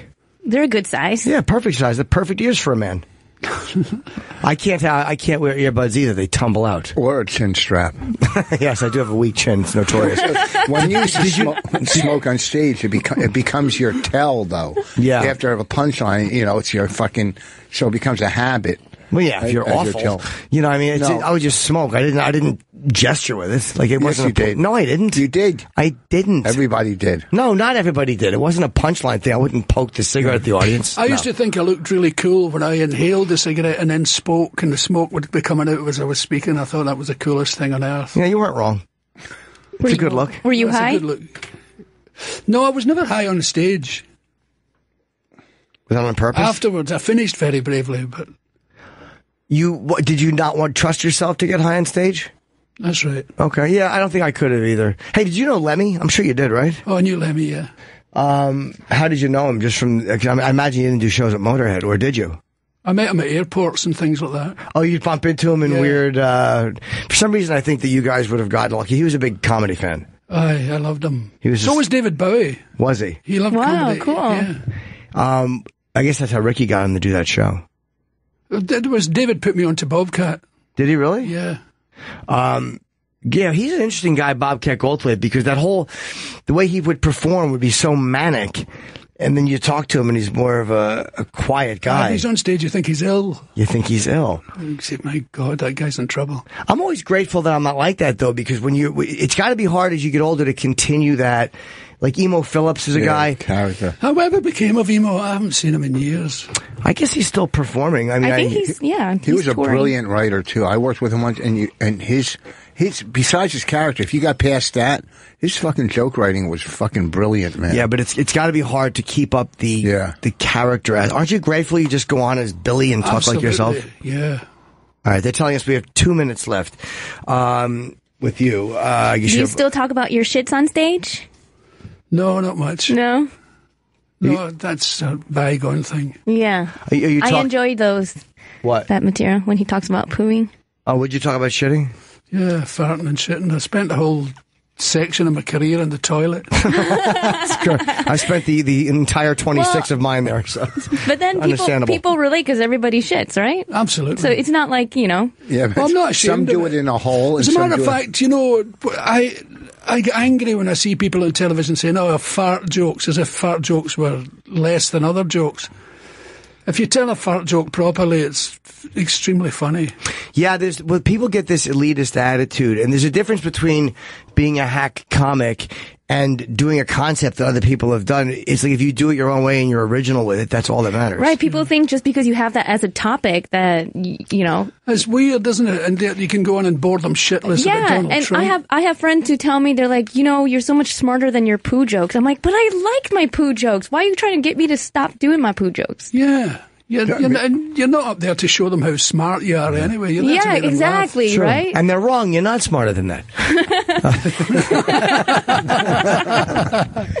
The great Billy Connolly, who again, April 27th, it's called the High Horse Tour, BillyConnolly.com. Now you're Billy_Connolly, but you don't tweet on it. How come you stopped tweeting? Did you just lose interest in it? I was being attacked by two guys who'd kept challenging me to fight, and it really got me down. Why wouldn't you just block them? I didn't know how to do that. I wasn't expert enough. I'll show you.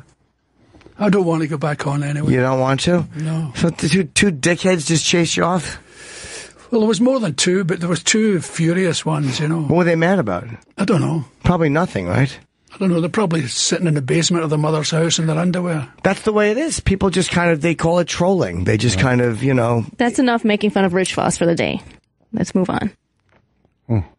Oh boy, that would have worked with the ukulele. By the way, people getting criticized. We have to one of the Eagles. Who was the guy who just committed suicide? He was a performer. He was a singer, and he felt the guy from ELO or BTO or something. Oh, Keith Emerson. One of those guys. Oh, yeah. Keith Emerson. Yeah, Emerson, Lake and Palmer. Brain salad surgery. Nice guy. He used to come to my gigs. So you know him? Yeah, he was a lovely guy. And did you know him to be depressed or no? No, it was a long, long time ago when I knew him. But I didn't even know it was the same guy when I saw the picture in the obituary. But he seemed... I think superstars have a hard time. If you're in a band like Cream or something like that, and you're Ginger Baker... And then suddenly it's over, and you have to live the rest of your life having been this gigantic star. Well, what are you supposed to do? Yeah, it's hard. Golf. Nobody's written the book. Golf or fuck. Golfers should be fucked and burned.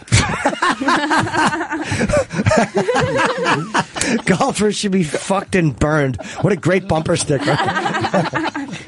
Do you know Ginger? I've met him. You have met him? Yeah, I did a talk show with him once on radio, on Land Capital Radio. How was he? It's very odd. He is odd, right? Yeah, scary. Yeah, he seems like he's very, very quick to fly off the handle. Yeah, and lash out. Was he tolerant to you? Yes, he was. He was very funny, actually. He was. I guess when you're a comedian, people are also afraid of being made fun of, so they might treat you a little bit better. Yeah. But wait, Keith Emerson, didn't he lose?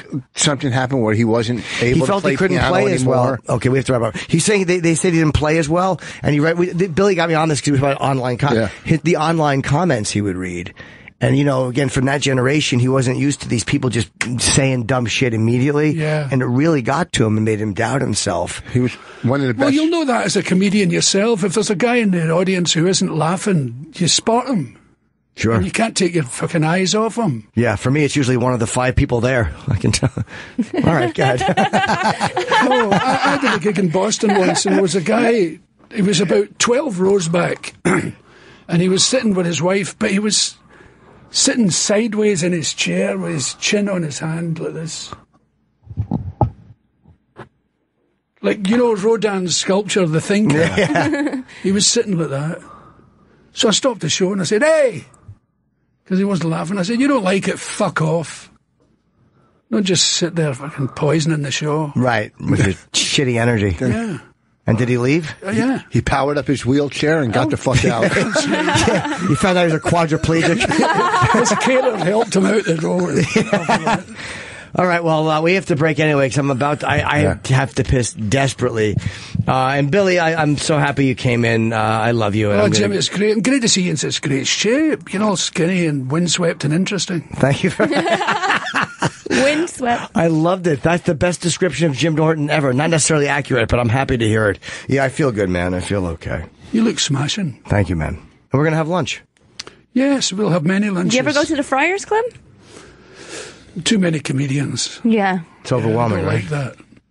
I don't like the tension of having to be funny like that. Yeah, it's a lot too. Hey, what about that? Everybody's. And you always fall for it and try too hard. Yeah, I bomb in those situations. Yeah. I panic. Don't you find that? Do you ever go to the Friars Club? Friars. You know what? I haven't got a blazer anyway. It's not. I've done 1 or 2 functions for them, and we had a movie and we put it into their festival, but I don't get involved with that. We did the Omarosa roast together, remember? Yeah, we did a roast there, but I had a problem with them because we filmed a movie, my wife and I, and we asked to use the Friars Club, and after doing His many wife free hates things, him. they wanted us to pay like a couple thousand to rent a room. Come Go on. fuck yourselves, all right? I've done so many free shows for them, and all we wanted to do was use a room to interview somebody, Yeah, it's and they horrible wanted when that money, so happens. you know what? I'm not a big fan. All right, well. Start playing your ukulele again. Go to the BillyConnolly.com. Do the Jimmy Page thing. Get a bow. Oh, a bow with the ukulele? Yeah. Does he have a bow? Well, he plays his guitar with a bow. Does he? Jimmy Page. That's how good he is. He's just bored at playing with his fingers, so he probably figured he would just do something I saw different. them in San Diego, and a green pyramid made of laser was over the top of him, and he was playing the guitar with a bow. I thought I'd died and gone to hell. It was. Oh, you didn't like it? It was wonderful. Oh, it was good. Okay. There was something scary about it. Oh, it was frightening. It would go zing, and then he'd point with a bow. Diddly point. Oh, it was lovely. Yeah, So you're saying he's you a don't dirty like- boy too. I like Jimmy Page. So you're saying you don't like golf? The reason we're wrapping up is not because we want Billy George out. Carlin hated golf as well. Yes, he did. I'm tired of these golfing cocksuckers. Yeah, he really summed it up. Yeah. Yeah. Oh, good. Billy's people are saying he has to go. We're not booting Billy Connolly. I would talk to you all day, but they're giving us the wrap up signal because you have other stuff. Well, it's a pleasure seeing you again, Jim. It's great seeing you, and I always meet somebody nice here. It's lovely. we'll see. Nice to meet you, Billy Connolly. We'll see each other soon. I thought it was okay. Come to the Beacon, I'll fucking blow you away. And I will be there, and he will. April 27th, Beacon Theater. May 14th, Warner in Washington, D.C. May 19th, Wilbur Theater. The great Billy Connolly. And we will see you again. Thanks, audience, for listening. Stress Factory this weekend, Voss. We'll be right back. He's really in touch. Good afternoon. We are back. Or good morning. Opie was out today. It was a scheduled day off. We knew for a long time he wasn't going to be here. So nice seeing Billy. You know, you can see the Parkinson's little, slowed slightly. But, it's only physically. The mind is still there. Yeah. And I'm sure on stage, I mean, when I saw him when he was here last year, he was awesome. I'm going to go see him next week. It's nice to see him be so at peace with himself, with his Parkinson's, right? Yeah. Because you would think, like, if you got Parkinson's, wouldn't you kind of freak out a little bit? Well, I get an ingrown hangnail and I'm fucking freaked out. Yeah. Nothing. But, yeah, I would have panic. I get anxiety and panic attacks. Just out of life Yeah, he's so calm. He's very secure with where he's at. I just enjoy him. I enjoy Billy Connolly as a guy. Yes. I think he's just a very funny and interesting person. And I was telling Rich during the break, like, I watched him on a talk show once.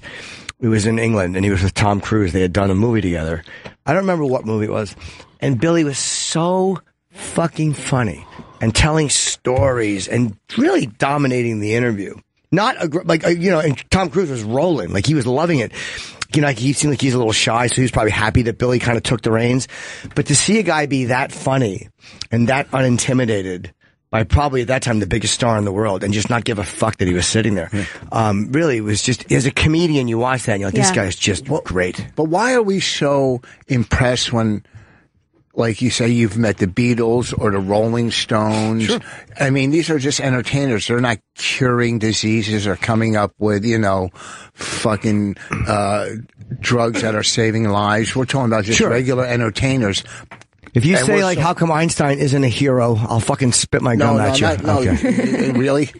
Now you call it gum. I'm just saying, do you understand how, when he told me he met the Beatles, I was like, holy fuck. I mean, I guess because they also made history, too, in life.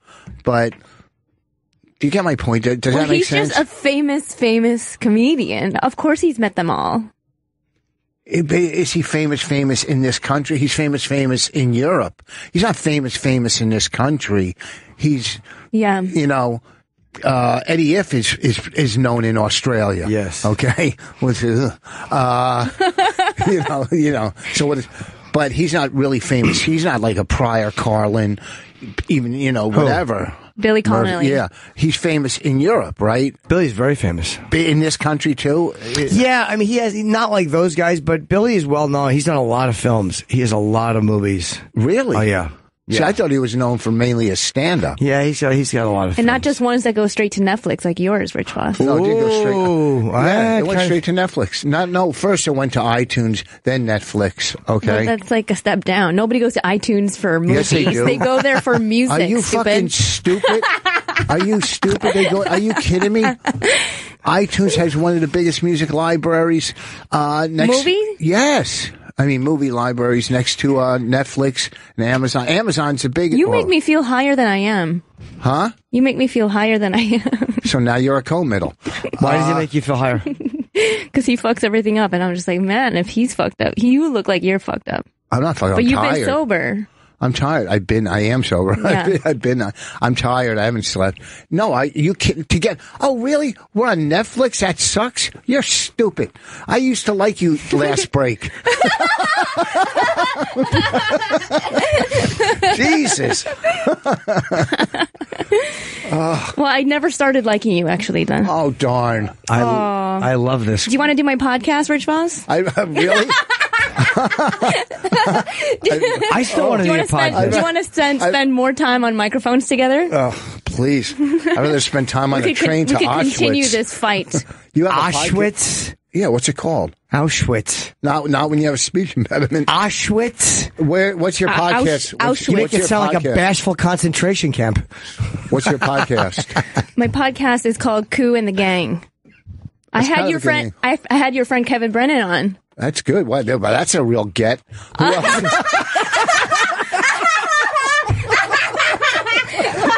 Esther, someone's on drugs. Whoa. He's also on my show tonight at Caroline's.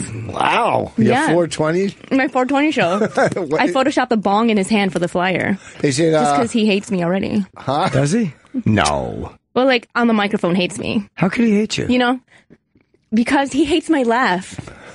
I like your laugh. It's a very natural and explosive laugh. Like if it was a fake laugh, I wouldn't like it, but it's a legit laugh. It is funny. Yeah. What do you do your podcast out of? Out of my house. I'm going to fly to my... No, I have a studio here. Oh, you do? Yeah. Okay.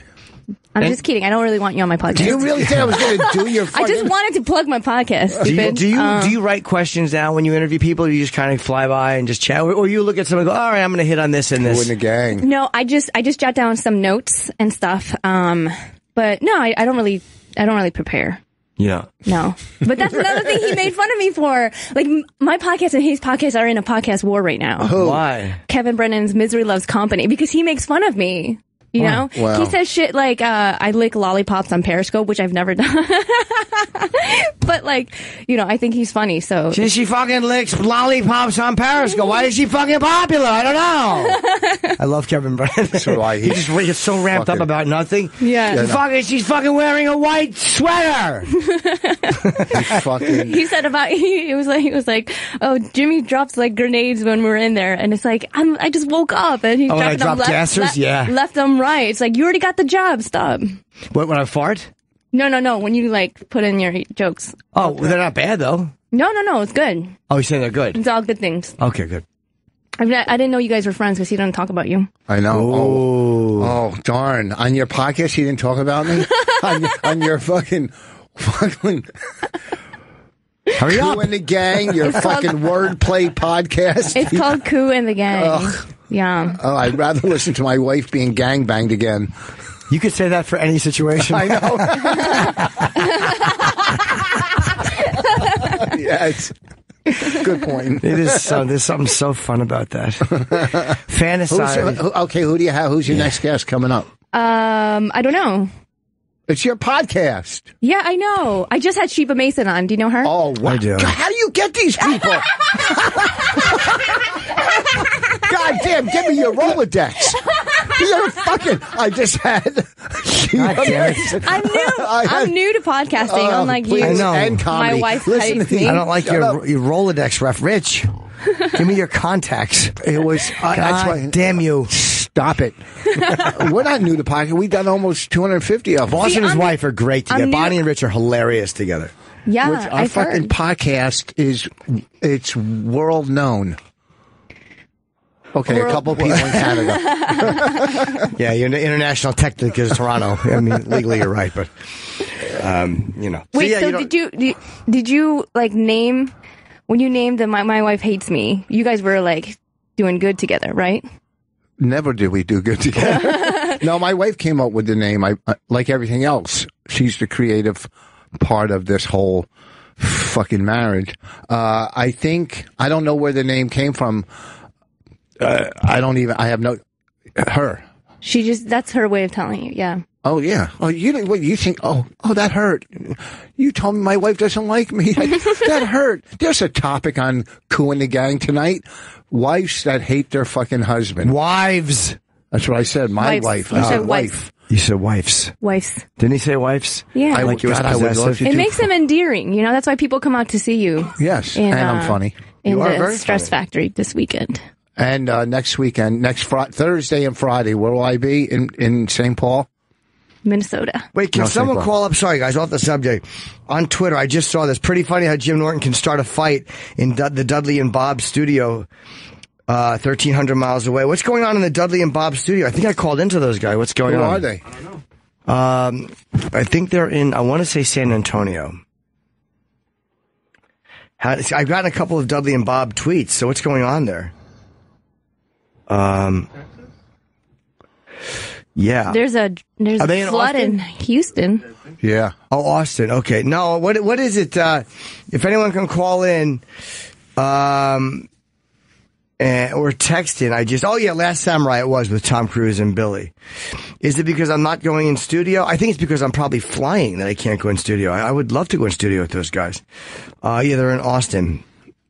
I'm not sure what this is about. So if somebody can call in who knows what's going on with Dudley and Bob.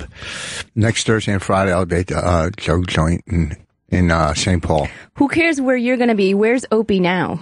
Opie is with these guys. He's leaving tomorrow. So I think he planned on spending the day with his family. Oh, okay. Because he's I think his wife's not going. He's at that point with his kids. I think he's scared of me. No, it's not. No, it was scheduled. He likes you. He actually likes you. No, he does. He's scared of my weed cookie, the powerfulness of it. Your weed cookies? Yeah. Are you really do you do any other drugs or just pot? No, just pot. I tried you don't cocaine. Smoke it? I smoke it. I eat it. You eat it? Yeah. Many ways than one. More ways. I thought. Sometimes I leave out a word or two. I wish you needed to call 911 and you leave out a number or two. I would love to see Rich Voss teach a comedy class. Wouldn't that be funny? It would be. I did. I don't want to get into all of his. What? He'd be the only teacher where all his students just laugh at him. Ooh. She got me on that one. So wait, you did teach one or no? No, I was asked to do this thing, and they remember what thing?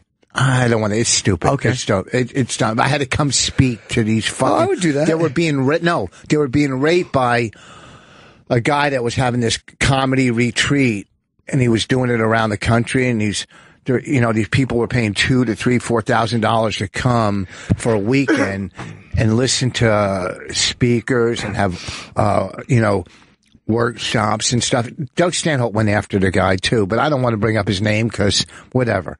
It is what it is. That's how he made money. But he took advantage of new comics, in my opinion. I don't think there's anything wrong with teaching a comedy class. A lot of comedians frown on that. I never took one, but I don't think that's wrong. No, it's not. It wasn't a class. It was a whole weekend, and you come and there was the Bill Cosby comedy retreat where you sleep over, but you don't know you're sleeping over. You think you're leaving at 6. Then you wake up at 8:30. Come on, you can't let her end like that. Do another one. Come on, talk about the pens again. Are you wearing Depends right now? Not bad. Another play on words. Not bad. You fucking Bodak. Come on, keep going. Jesus. Oh, she came here on a boat and she performs on them. Anyhow, look, I had to get out of here. You had us with Bodak. I got greedy. Where are you going? I thought we were done at 10:30. We're wrapping up. It was somebody tweeted it was a lower energy show. We were very conversational at the beginning. I thought we were good. I didn't mind. I'm very, very tired today, and so I probably of Esther Ku. We could all admit we miss Opie. You know, Opie, there is an art to leading a show. It's not easy to do. No, we need direction. We're retarded. You know what I mean? Mentally handicapped. It's not the easiest thing. I prefer just to chat. I don't mind that. But there is an art form to it. But to drive the train, yeah, you know? It's not. He's good at it. It's not easy to do. So he was one of the two.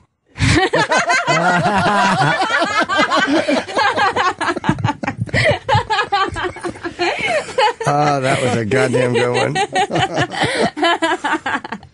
one. No one is telling me about this show, so I guess is anyone calling in? Can you? Right now. Nobody's calling. It was about an hour ago. So no, the last time I was in here was I ruined a pillow in my hotel room.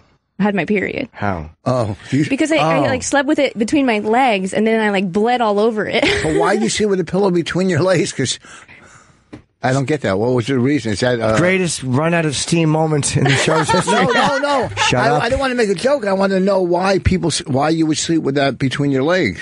Because it feels good, because I don't know. Let me ask Walter Matthau in his last 8 movies outfit. That fucking. I'm going to OTB after this. You dress like Jack Lemmon in JFK. You should be cowering at a track.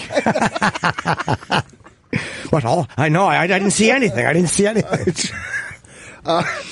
Oh, wow. You guys tweeted that picture that Voss has. I told you not to put it up. No, we took it down. Oh, let me see it, though. It's gone. Well, what I told you not to put it up. Let me see gone, it. just like the Stengel brothers. All right, shut up. Oh. God damn, I had a picture of my kids. You would have loved it. They were You bet I would have. They're on top of the, let me see if I can find, on top of the World Trade Center. I have a picture of myself performing with the building behind me. Remember you did that gig in the middle there, right? Yep, and me and David Tell did it that day. Oh, fuck, I got that somewhere too. That's fucking... 2003. Oh, I remember that gig. Nothing. All right, listen. Okay, just go to the Stress Factory Friday or Saturday, or... There's a show tomorrow. I'll be back tomorrow. I'm traveling to New Orleans tomorrow. I'll only be in for 30 minutes tomorrow. I'm going to New Orleans, and I'm going to the Aztec in San Antonio, and then I'm going to Saturday, 2 shows at Moon Tower. So I apologize. Today you can hear it in my voice. I'm extremely tired. You don't need to apologize. You were great. What are you talking about? But I'm just saying people didn't like Norton and Friends. People didn't like the low energy. I'm just very sleepy. Why? But I love Esther Ku very much. And you will be where tonight? I love Jimmy Norton. I am going to be at Caroline's tonight at 9:30. And then this weekend I'm in Princeton, New Jersey at Catch a Rising Star. And of course, Voss and Ku and the Gang is Esther's podcast. My podcast, Ku and the Gang. And Rich and Bonnie do such a funny show here on Tuesday nights. My wife hates me. Yeah, it's really funny. And honestly, you guys are so great. And your Women Aren't Funny movie. It's on Netflix. And we need a lot of people to download it so they re-up our contract. You know, from who knows why. So download it. You don't have to watch it. Just download it. You know, I wonder how that works. If you just hit on it, you know, for iTunes to get in. Just search it just so that it comes up when somebody types in M. Yeah. Y. Space. Yeah. W. You know? Yeah. Instead of My Big Fat Greek Wedding or whatever. She's right. She's funny. She knows how to bust balls. She's good. She's good for one of them. Yeah. You know what I'm saying? Yeah, by them he means woman. You know, kills our animals, but I like her. We should be at the Stress Factory this weekend. I think we're done. Next Thursday and Friday, St. Paul. Yay. That's a door deal. Cannot do it. That's a door deal. It's a door deal? Yeah. All right, cool. All right, guys. Then thank you to the great Suck Billy. that straw, bitch. He's talking to me. The great Billy Connolly. Don't be jealous of a chubby straw. I heard Jews got small dicks. Really? Yeah. Is that what you heard? And I felt. I got a nice dick. It's nice. Nobody was asking. When it's hard, I mean, you couldn't make it hard, but when it's hard, okay? Of course, nobody with that thing between their legs could. It's got to be one of those hanging things. All